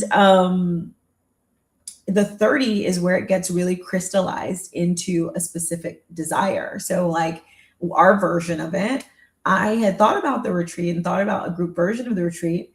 I'd gone back and forth. I did a retreat. I actually did solo retreats. But when I met you is when we crystallized it into like, okay, now we're doing like the whole retreat. And that was because there was alignment there, right? Mm-hmm. But what I want to bring up is it's really fun because 4130, it's a channel for dreamers, really. Yes. And it's really about, what dream do I focus on? Yeah. At any given time. The last bit I want to read from this book, you have only 2 lessons to learn in life. There's more lessons. Spoiler alert. With a grain of salt. Yeah. I don't do, I think it's helpful to read this language sometimes, but there's also 2 lessons to learn in life at a time. There's also the whole rest of your chart. So please don't forget it. Don't try to make your dreams come true. Don't expect any of your desires to bring you lasting peace. True peace is simply the enjoyment of the dream themselves. And so in some ways they're saying, or Richard Rudd is saying in this book, that people who have the full 4130 channel are natural dreamers, but so many of those dreams are not really meant to come true. I will give another lens of that. A lot of those dreams will inspire others along your way. Yes. Share them. And ultimately, the lesson, like if there's a lesson to learn, is patience. Mm-hmm. and allowing things to truly emerge from you. Mm-hmm. And so there's more that's kind of fun in here to look at, but this constant like not being satisfied. Like I remember being on the other side of my husband because I'm the 41 to his 30, and just kind of moving through either different emotional explosions. It's a spicy channel, y'all. Call it the volcano channel, especially Yeah. if he's in I think it's 30.2 for him. Like there's a hermitness to his channel. So when it comes through, it's like, oh my gosh, what's going on? and also and also this ability to like really lean into refinement over time Mm-hmm. and be okay with that and know that like the outcome isn't the goal. It's like, and even like the goal is the journey. And so, to the extent that we can release those things, it gets a lot more interesting. But what I feel is the people who have this full channel activated, if you have been in a moment of divine confusion, is what I call it, you're getting clarity, you're getting wisdom, you're getting impulses, you're getting emotions that will allow clarity to emerge over the next 2 years. It's like, it's, I'm not going to say it's go time because that's not the vibe, that's not the energy, but it's look inward time, witness time, pay attention time, because there's some real yummy energy that will crystallize some things for you. Yeah. And it's somebody who has the 30 and circuitry wise, this is part of the collective circuitry. It goes up to the 35, 36. And I've got that full little arc. And I will say that as this came into activation, that 41, because my son actually carries the 4130 channel. So I'm often around this energy, but there's a difference between being around it and being in it. And I've really been, it's been that inner dreaming of like, and the 30 being the emotional wave of when you're reaching clarity. And it's like this settling in, like I'm planting it, I'm feeling it, I'm settling. And then on the other side is I'm ready to take this leap. Yeah. And I think in the settling, there's a step I would add before that sometimes, which is the like, I'm accepting emotion that's coming through. Yes. I say that as I want to bring up an herb. As for those of y'all who are experiencing this, there's an herb that I really love that seems to support me with Gate 41. It's Schisandra berry. I don't know why, but I call it like the take the rose colored glasses off. When I take it, it snaps me out of the fantasy into a little bit more clarity. And I'm like, oh, shit. Because I'm here like, oh my God, everything's amazing. They're so awesome. Da, da, da. And then I'm like, oh God, I did it again. You know? There is that part is like part of it too. Just being like, oh, okay. Well, and I will say, I actually have the illustration completed for this 4130 channel. And the person who is the illustration for this is our friend, Maggie Batista, who is this really, she is a potent lady. She is a powerhouse. And she is also, I think of her as, she is a cacao guide. She holds ceremony. She plants seeds. And it's interesting because last weekend I was on a cacao ceremony with her, and all of the questions that she was, kind of initiating us with was this energy of the 4130. And it was really beautiful. So the plant that came in for the illustration is actually cacao. So I almost feel like Schisandra berry with like, do that, clear it, and then maybe do some cacao or reverse that. But I think you got the right order. Yeah. I think it's like do that, clear it, and then get into the cacao where you can receive like once you've cleared the, taken off the rose-colored glasses. They actually combine them a lot. So, Well, there you go. play with that. But all of this, so I can say this is not a recommendation to use any specific herb. Definitely. Yes. This is a consideration, and definitely, if you have any concerns, check with your medical professional. Yes, because we are not medical professionals. We are simply sharing our experiences. Yeah. All right. So next up, we have gate 25. Mm. So gate 25. Oh, sorry. One more thing. 41 right now. We're on the dot 2. So again, you're going to be moving through all parts of this as you build through this transit to the funnest part of the juju. Though I think honestly all lines are really cool. To be honest. So caution is 41.2, not risking security and aiding others. And so really like not throwing yourself Don't throw throw yourself over the mud puddle. Yeah. And that's a real, because that's the funky version of it. Mm-hmm. And I really resonate with that one because as someone who has 41, I have definitely done that many a time. Like, it's okay. I'll just take care of you. It'll work out. I'll work it out later, but let me take care of you first. I do that often, actually. And for me, my journey was reducing the number of people I have at that depth of relationship, and only choosing to hang out with the ones who know that there is that depth of generosity in me, but who are as considerate. Yes. Yeah. And, reciprocity.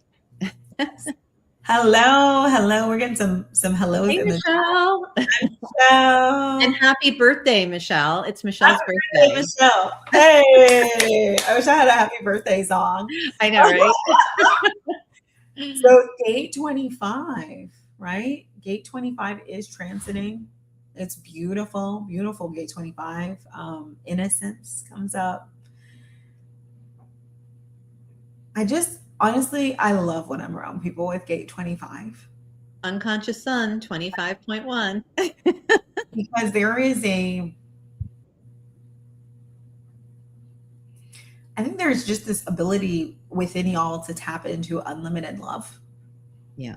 And just to truly like see the beauty in everything, everyone. And whenever y'all are in that juju, it actually literally legitimately feels tingly in my body. It is very nice. And there's this innocence to not realize that that's not standard for others. Yeah, I think it took me a lot of years to realize people did not see the world and experience it the same way. I fall in love with everyone. I see like the highest in everyone.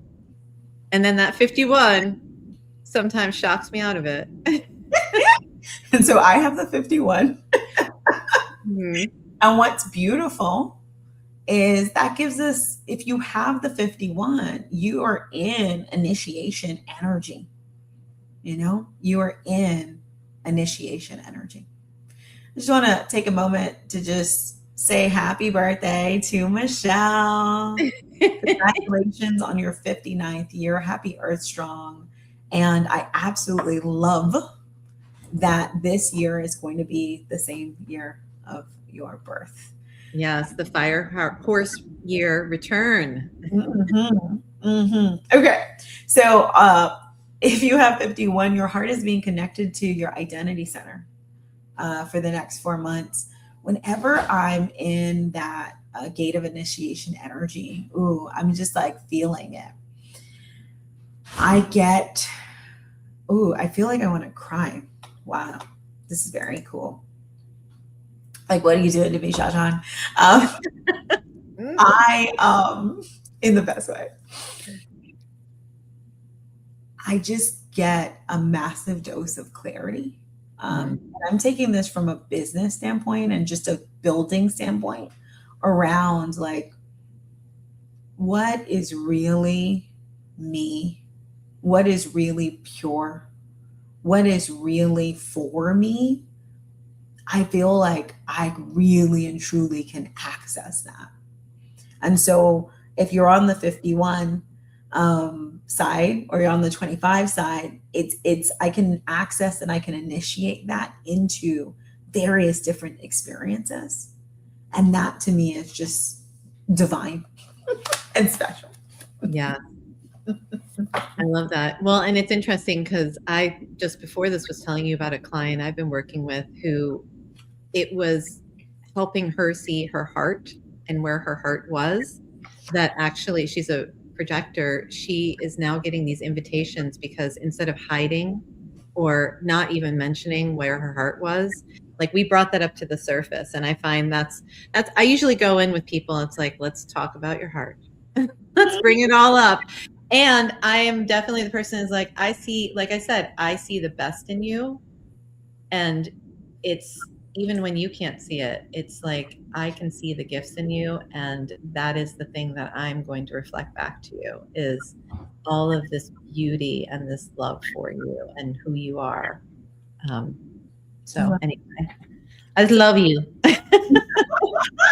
So great in this. So currently we're in line 2, which is devotion and dedication in the now. And so this is one, but free from personal motivation. There's a funky version of it where you're like, I'm gonna be here, I'm gonna be dedicated, and this is going to serve me in this way. Okay. So we're trying to get rid of the personal motivation. This placement's actually in a detriment right now. I believe it's in the Neptune. And so just watch out for it. I love a detriment because to me it's a blind spot that is no longer blind the minute I learn about it. Yes. So exactly. It's literally pay attention to where moves that are actually in alignment with your heart are starting to become motivated actions, like where you're starting to assign and attach motivation, dollars, etc., to things that are truly in alignment, and do your best not to do that. Mm-hmm. So you know it's gonna support you, work for you, blah blah blah. Just let that part go.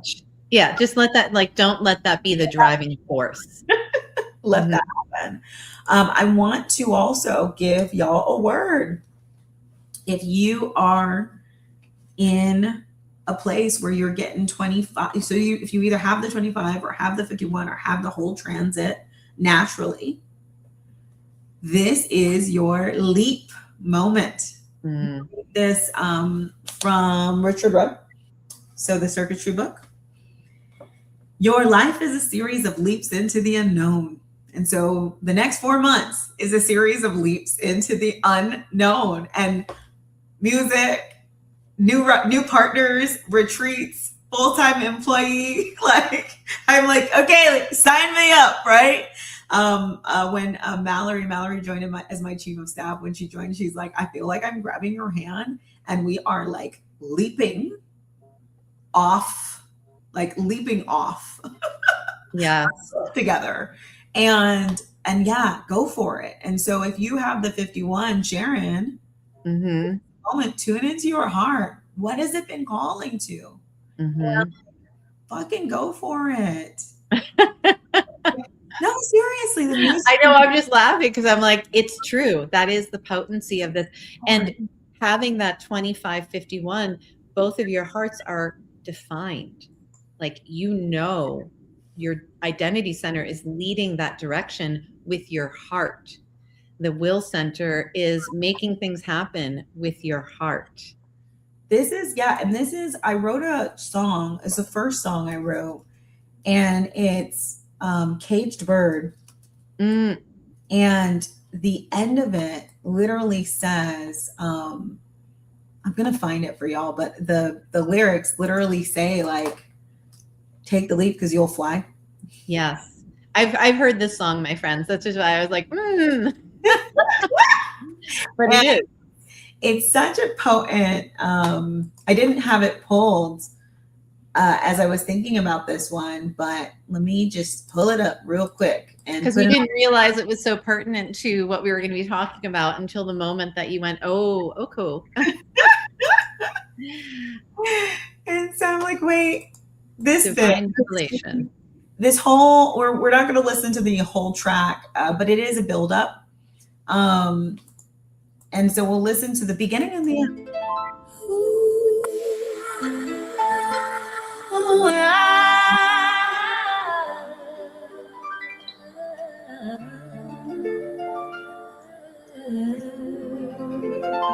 La la la.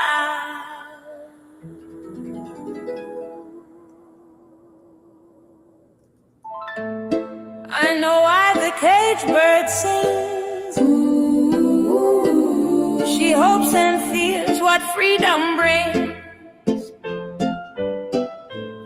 Elle espère, elle tremble un peu. She sees outside and knows her truth, while shouldering the pain of her roots. She lives in fear that they may see the power only she can free. Cette force cachée en elle, she walks in peace, she walks in love, but still she fears all. So this part, she fears her power. And she walks in love. Hidden power in you. And you are walking in love, and it is there, right? But are you ready to free it? And right now, if you're being activated, these are the leaps that get you to freeing your power. And it's really exciting for me. I don't know if I'll be able to get to the exact last place in the song where she breaks her cage, but we're gonna try. To drop the shackles of her, il est temps de briser la cage. To drop the shackles of her past, to let her love flow deep and wide. Jump off the cliff, elle n'a plus peur, for she will fly.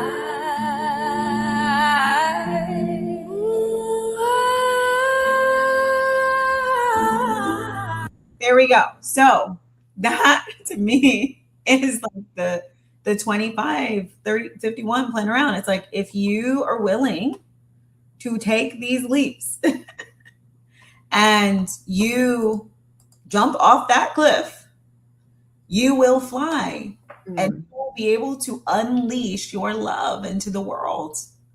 And it's absolutely normal that you fear doing that, because people don't understand love. That's the middle of the song.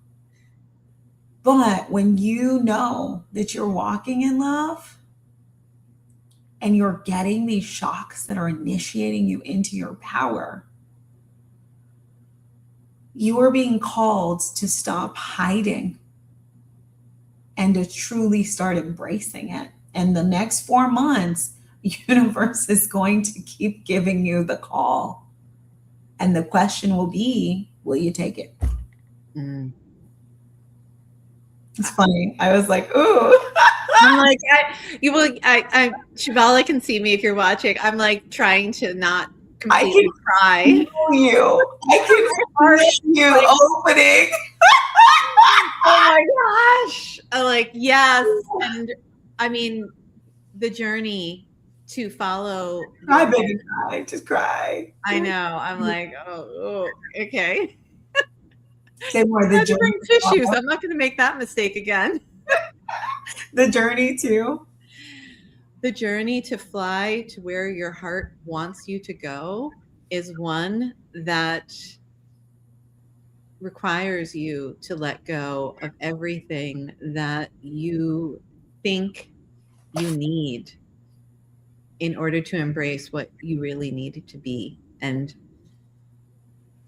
it's not even about stuff, it's about following your heart. And I know that sounds so basic, but it really is. Yeah. And thank you, Sharon. I'm glad you're crying with me. And this is a beautiful journey because it's part of the mystical circuit. And so we're like jumping Mm-hmm. into ourselves and into our love. Mm-hmm. That's what it's beautiful. Like when you can do it. Whew, it's Yeah. beautiful. And then I love that it's a Neptune placement. Mm-hmm. It's special right now. Okay. And so going for it and releasing the need for personal motivation related to it. That brings us finally to our Capricorn new moon. So January 18th, we're moving into a Capricorn new moon. And then I wanted to put this in because we thought it was so relevant. The moon shifts very quickly into Aquarius, right? Mm-hmm. I also wanted to bring out the goat in Capricorn. But the goat that I want to talk about is the greatest of all time goat. I was like, if you're a Capricorn, you're a goat. You are the what? This gets to be the version of you that is literally the greatest of all time. The in terms of the one you've seen. Some of us, ooh, this is gonna make me cry. Some of us had moments, had glimmers of our power. We had previews of what was possible for us. And then it shifted because it was not. The time or the way we were building it wasn't fully sustainable. And or it shifted because the world is shifting. And therefore the thing that we were creating had to evolve. I don't say have to often, Mm-hmm. but it had to. Or to die. Or the reality is we weren't the vessel to hold it yet. But for me, as I look at this Capricorn new moon, I look at a new opportunity for us to step into the greatest of all time version of ourselves. Not the one who has nostalgia for the energy that we did have, or for whatever we built, or for whatever ego stuff we were on back then, but the one who deeply knows that they are the GOAT. Yes. You know, where you're like, this is me. It's like the Simone Biles. Like, you're gonna have to name these moves after me when by the time I'm done. Exactly. What is that for you? And then how does that shape the world and bring about the change we desperately need to see? Yes. With that Aquarian energy coming through. So this moon is very it's emotional for me because I'm like, I've been fucking waiting for this energy. Mm-hmm. And the wait has not been easy. I mean, it's been easy, but it's been frustrating as all hell. Yes, exactly. We've been waiting. Okay. I had a lot to say on that one. Well, and it's like this is that moon that is a crossroads. And so what you're talking about, it's that waiting, like you've been waiting because you weren't there yet. And this is a moon, though, that's asking us to finally make that decision, that clarity, that step towards this. This is where I'm headed. And all of that junk that might still be in your head, you get to make a decision because this is where you're headed. The other thing I have to say is expect miracles. Yes. It has been coming to me, expect miracles, expect miracles, expect miracles. Shah Jahan can tell you, I'm like, here are all the dominoes. They can all fall. But then expect miracles. Because we see the dominoes disappear, we get previews shift. Expect miracles. This is a moment for it. Let me bring up my music journey. I have been practicing I have been carrying around a Chinese harp for 18 years. I heard it.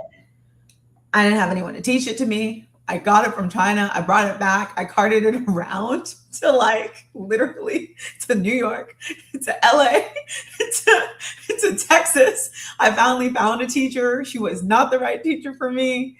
I finally realized, oh my God, what I want to learn. And just in case anyone's like, what is she talking about? This is like a mini. Whoops. Shabala's Wonderland unfolding. But if you've seen any kind of classical Chinese music, you've seen these. But this is a mini version, and so now I like collected them. And so all of a sudden, a distributor, a woman who's so passionate about these, literally opened up right down the street from me. No. And then I got her to literally import. She thinks this is a toy because it's a 6-foot instrument, but I got her to import a travel one just for me. And now it's probably making her lots of money in her business. But I got her to import one. Because you're that money channel. I got that money channel. And then it starts, like I start playing it. And all of a sudden I hear this track. And it is a kora. This guy, which is a West African harp. Typically from like the Gambia, Senegal. But they also played in Mali as well.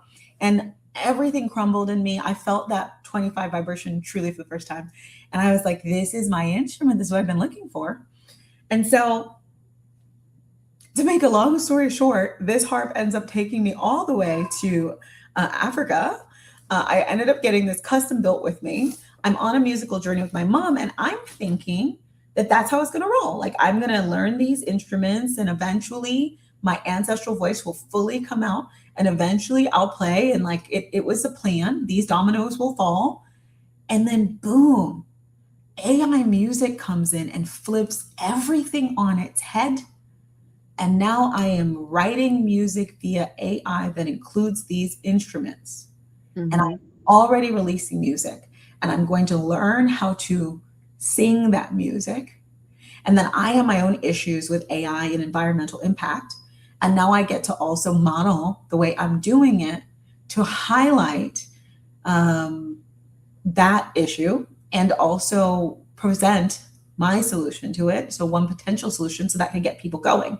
So all of that to say, there was no reality where that was possible for me in my mind. There was 0 versions of me releasing and producing music. I am now going to teach human design via music, y'all. Mm-hmm. I have tracks specifically for my manifestors, for my emotional people, like for my emotional authorities. But like literally, like expect miracles. This is the moment for them if you're open to receiving them. Mm-hmm. And you're following the energy, because I will also reflect back to you that this is all because you didn't pause and say, this doesn't make sense. You just kept flowing forward and trusting that as the energy felt right, was giving you energy, was exciting you, was landing in your body like electric lightning that wanted to come through you, you just did. I did. I will say I did pause and be like, this doesn't make sense, but I'm going to do it anyway. Yes. There was that. There was a little bit of like. And you did inform me, because we were in the midst of things, and you're like, I'm going to inform you, Jaji, that this doesn't make sense, but this is what you're going to find me doing. And I was like, I love that for you. And thank you for informing me so that I will not be chasing after you going, wait, what's going on? I literally wrote her a song about how I didn't get the work done for that day. And the song was amazing. And so I was like, it was an apology song. And I was like, first of all, we don't do apologies. And it was, that was the intention, though it didn't once use the word apology. It did not. No, it didn't. But you introduced it as, this is my apology song. And I was like, first of all, why apology? And I was like, second of all, oh my God, you made this song. This is amazing. Thank you. More. Then I felt like a bad lover who does something terrible and like tries to make it up with like something sweet, like here are your flowers. Like, I loved my flowers. That's all I gotta say. Anywho, so all of this to say, this moon, it is bringing an opportunity to really step in, And what's fun and what we wanted to bring up, what I wanted to bring up yesterday was Martin Luther King Jr. Day. Birthday. His actual birthday. Yeah, his actual birthday. And then Martin Luther King Jr. Day is coming with this lunation, actually when it moves into Aquarius. Yes. And so for me, that was really fun. Some things that we looked at, his profile was 5'1" man Gen. Mm-hmm. Of course. Just with all he was managing. With all the things that he managed to get done, no wonder. No wonder. And the leadership, the visionary leadership that he was here to be, that energy. Yes. And that depth of information that he drew from in order to inspire us all. Left angle cross of obscuration. This one's a fun one because there's so much of that about almost hiding what you're doing and hiding the depth of what you're doing and communicating enough, but not everything.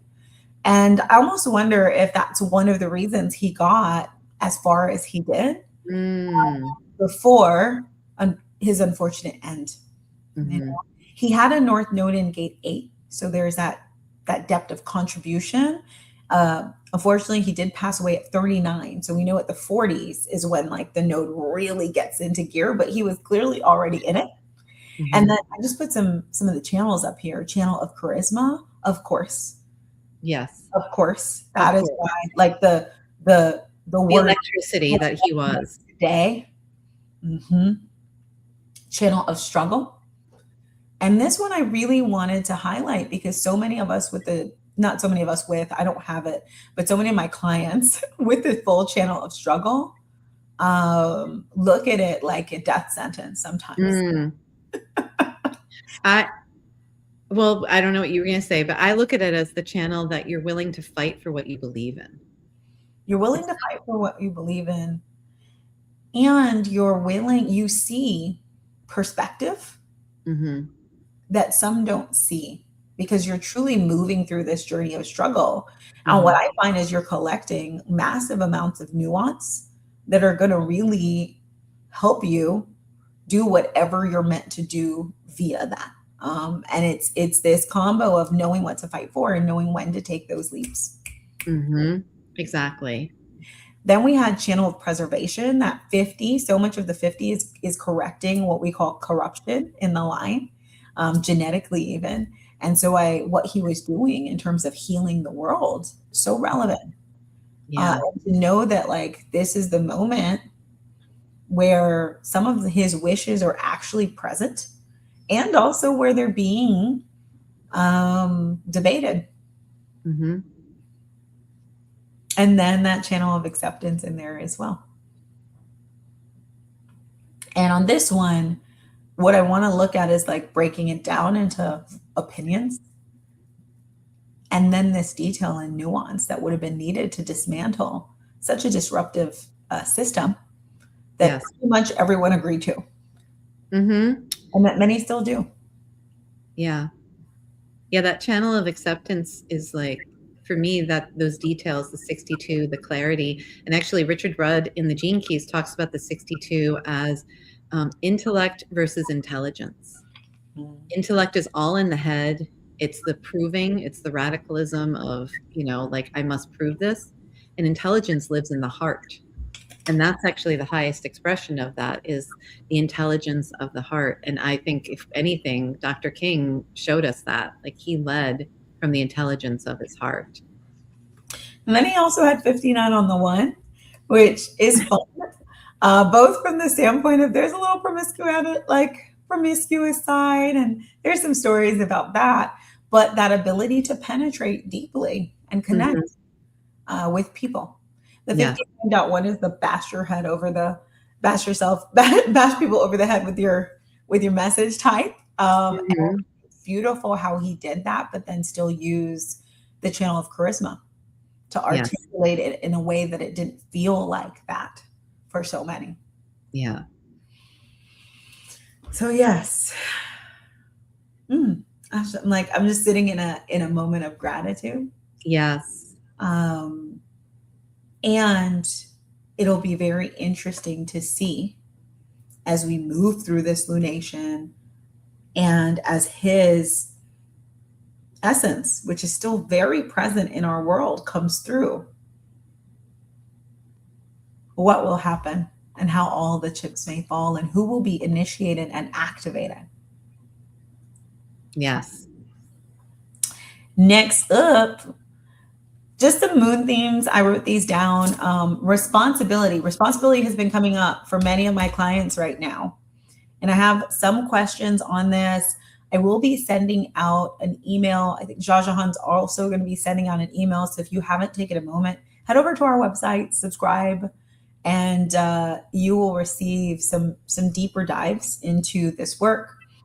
But so many people right now are in fear and choosing responsibility, but it is a responsibility anchored in fear. Yes. How could I be responsible and not die? Literally. Yeah. and, and that is a very fascinating. I'll use the lens of Martin Luther King. Like, I cannot be on this podcast. Like, literally, if I kind of take that, I would not be me right now in the way that I am and in the freedom that I am. I would be hiding in my house. Mm-hmm. And I'm giving an extreme version of this. My client, we were working on responsibility as related to her union. She's actually moving through a separation. And she was being so responsible in that, but responsible for other people's nervous system, not her own health. And so that's responsibility. Do you want to talk about impact, your impact on the world? Well, I think that, your impact on the world is in terms of, like we were talking about, that what are you stepping towards? What are you stepping in? What are you? And I love tying it back to responsibility. Like, are you letting your responsibility for other people hold you back from that impact that you are here to have in the world? Or rather, are you stepping into that responsibility as in its sovereignty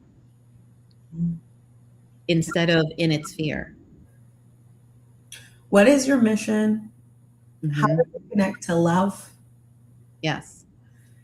And what do you need to clear to fully embrace it? And so, what are you building? And this moment, so this to me also brings in like that Aquarian energy big time. The moon is going to quickly shift into.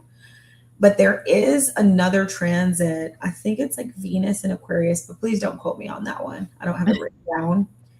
And what it is giving us is, for many people, your connections are being shaken up, and your squad, your tribe, the people who are going to support you, you're locking in. Mm-hmm.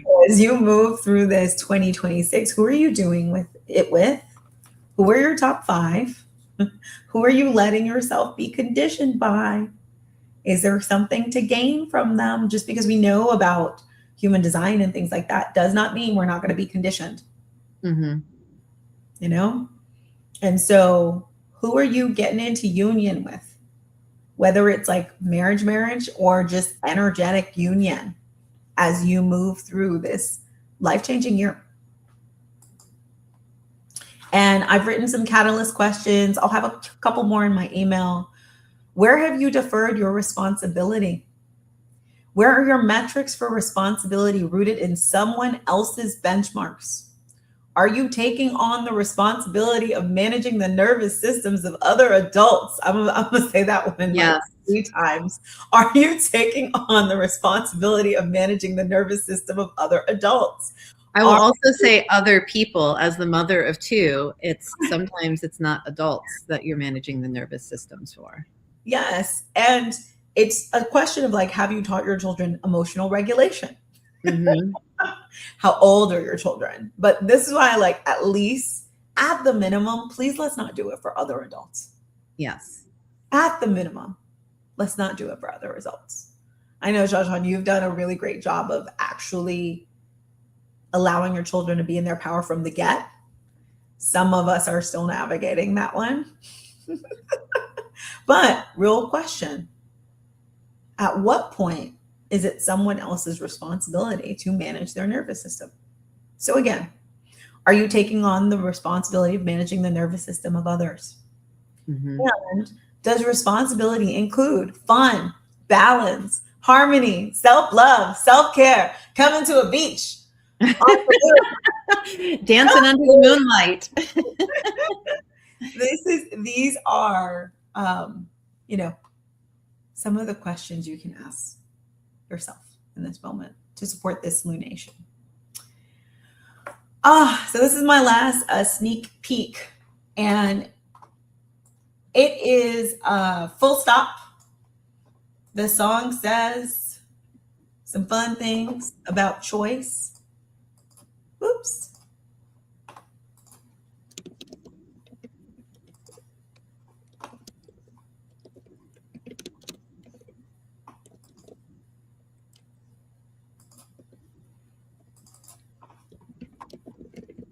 And let me know if this is coming through for you.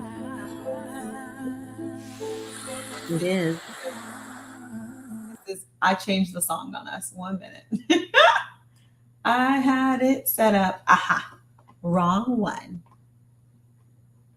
That was still Freebird.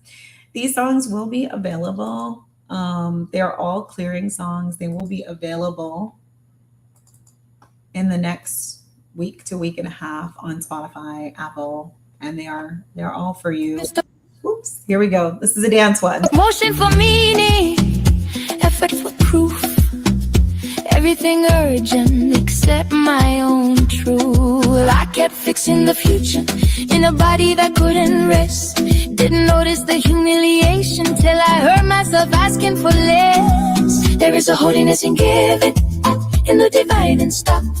I mistook endurance for destiny. Comme au corps dit, arrête de faire ça. I choose me over karma. I choose me over fame. I choose me over millions of people chanting my name. I choose me over dogma, over patterns, past and pain. If the whole world says they're leaving, I choose be just the same. And so that is the question of the day. As we move through 2026, can you choose you? Mm. Can you choose you? Can you choose you? Knowing that when you choose you, you ultimately choose the world. Because the most powerful, most beautiful, yes, from crying to dancing, right? And that's the plan. Most powerful, most beautiful, most exceptional, blooming you is the one that's going to be the change we need to see in this world. Truly believe that from my heart. Yes, yes, yes. So that is us wrapping celestial flow for the day. And what we're going to bring in is an opportunity. We have been mentioning it. And there we go. In a little less than a month from now, Shah Jahan and I are going to be at the beach in a beautiful 4-star resort, moving through ritual, ceremony, diving deep into human design, and stepping into our most honest love and our full potency. And so we have this offering, and you are invited to join us in Tulum for not one, but 2 retreats. You can come to both. You can come to I'm serious. They flow. Yeah, I know. I'm like, you don't have to choose. You can come to both. Serious. And so our first one is Partners in Prosperity. This is the love journey. And it is going to be moving through Valentine's Day period, the 13th through the 19th. And then we'll have a second one, February 27th through March 5th. And that is going to be the personal power journey that we're moving through. All the information is on prosperityartist.com. I'll pop that up and just scroll through a little bit while Shah Jahan says a little bit more. Well, I'm excited for both of these because it's been 9 months since we started in birthing these. Oh, baby. Yeah, these are our babies. And, the interesting thing is like Shabala and I both, have a background in human design, but we both are bringing our own individual medicines to this. And the people who are ready to choose into this, it is not just a perfect time to be doing this, but astrologically, as we've been telling you, it's like the astrological weather is here to support this transformation for you. Because during the Partners in Prosperity, there's so much going on, including a solar eclipse. Yes. And this one is in 27 days, but there is absolutely still time to join, and still flights to Mexico, still space in the villa.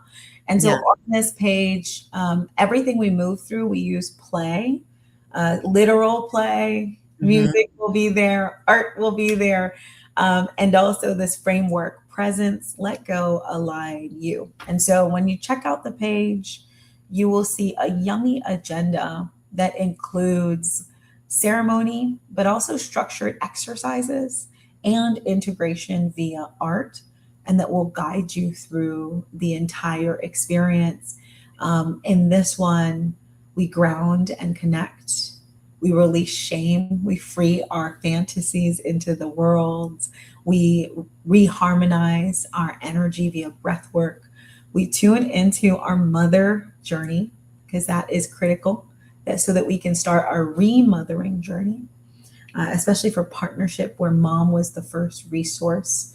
We co-regulate and we align. We'll move through the love karma clearing from Chayton Parkin. Both of us are trained in that. I'm intimately aware of that one. I've moved through it 3 times. We're going to bring some different things from my time with Toltec shamanism and some other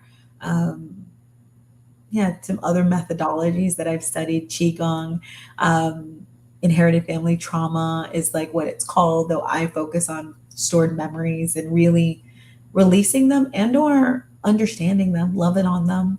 So we have an ancestral repatterning, and this sacred space sound healing that comes after all of that. This is the moment that woke me up, literally. Woke me. Shambhala was born, right? This is when the inklings of Shambhala was born, when the was delivered. My great grandma told me that every problem that we had in our family came from not being seen, and also not to trust my mother, which is quite fascinating. That led me on an entire journey, and that journey brought me back to Tulum about 4 times. You can check out one of the, I think it's the last episode on Prosperity Artists, and it'll tell you all it's the one where we interview you and you share all the juicy details.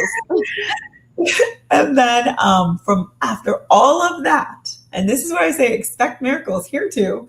After all of that, if for some reason you're like, I have yet to receive, we are going to be on the eclipse in a Temescal 2.5 hour sweat lodge. And every part of this is optional. So if you're like, that's not for me, that's totally okay. That is actually also happening at this glorious spa where you can get a massage from a beautiful healing woman. So there are always options. And also, if you're in the sweat lodge with us, because I will definitely be in there, this is such a transformative experience, and it's just us, it's private, and it will be held on the eclipse.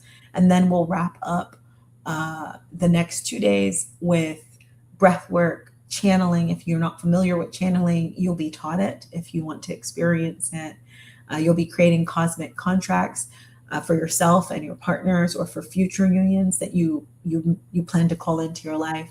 And then we graduate.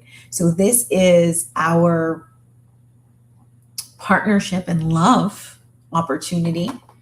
And then our personal power opportunity has a similar flow, but different details. That one is in 41 days. This is an actual picture of the villa that we have rented out that you can choose to stay in. And it's right next to this beautiful little serene boutique hotel where there's only 12 rooms. And so though we are in a really fun place, there is just an absolute calm on this property. And it's why we chose it. That's the picture of the Temescal.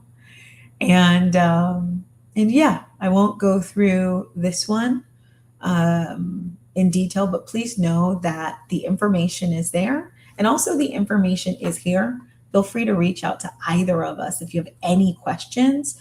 The one thing I do want to say is, as this is coming up and it is here for those who are ready to leap into this experience right now, we understand that there are also human concerns sometimes about finances, things like that. There is Klarna, there are payment plans, and that is a way to make it more accessible and to make it easier to take that leap if financial responsibilities on your mind in this moment. And we also have the early bird, which goes through the new moon. We extended it. We did. We extended it. So you can still take advantage of the early bird pricing, which is through, I believe, the 19th is when we extended it to. Yes, because there is no way to be late in your life, and therefore you're still early. You're always on time. And you can be an early bird still. Also, I just want to re-highlight the opportunity that Jaja Khan has to experience her art. And also it's a little bit of a preview for some of the things you'll be experiencing live during the retreat. And like she said, she's unlocked part of her course in March. This is available on her website right to now. And then I see we have a few people who are still hanging out. So if you do have any questions, comments, feel free to post them right now. I'll hang out for another minute or two to see if anything pops in the chat. Medicine Map is coming live. We actually are going to have one today. But I wanted to also speak out a little bit into the future. I have 2 extra special guests that are going to be joining me. In later this month, we have Queen Herbie, and we're going to be talking about her perfected intuition. That's her 57.3 placement, but also her whole chart, as well as Bricks. Bricks is, very special individual, built an entire fitness business. He is a cross of consciousness, and he's just launched an entire website called healthyrap.com. And you can see how he's intertwined his music into education, into spreading awareness, and into supporting people with their health. And it's just beautiful. So I have 2 rappers. I love it. Coming through. The first one, spiritual rapper, Manifestation Now, really stepping into her power.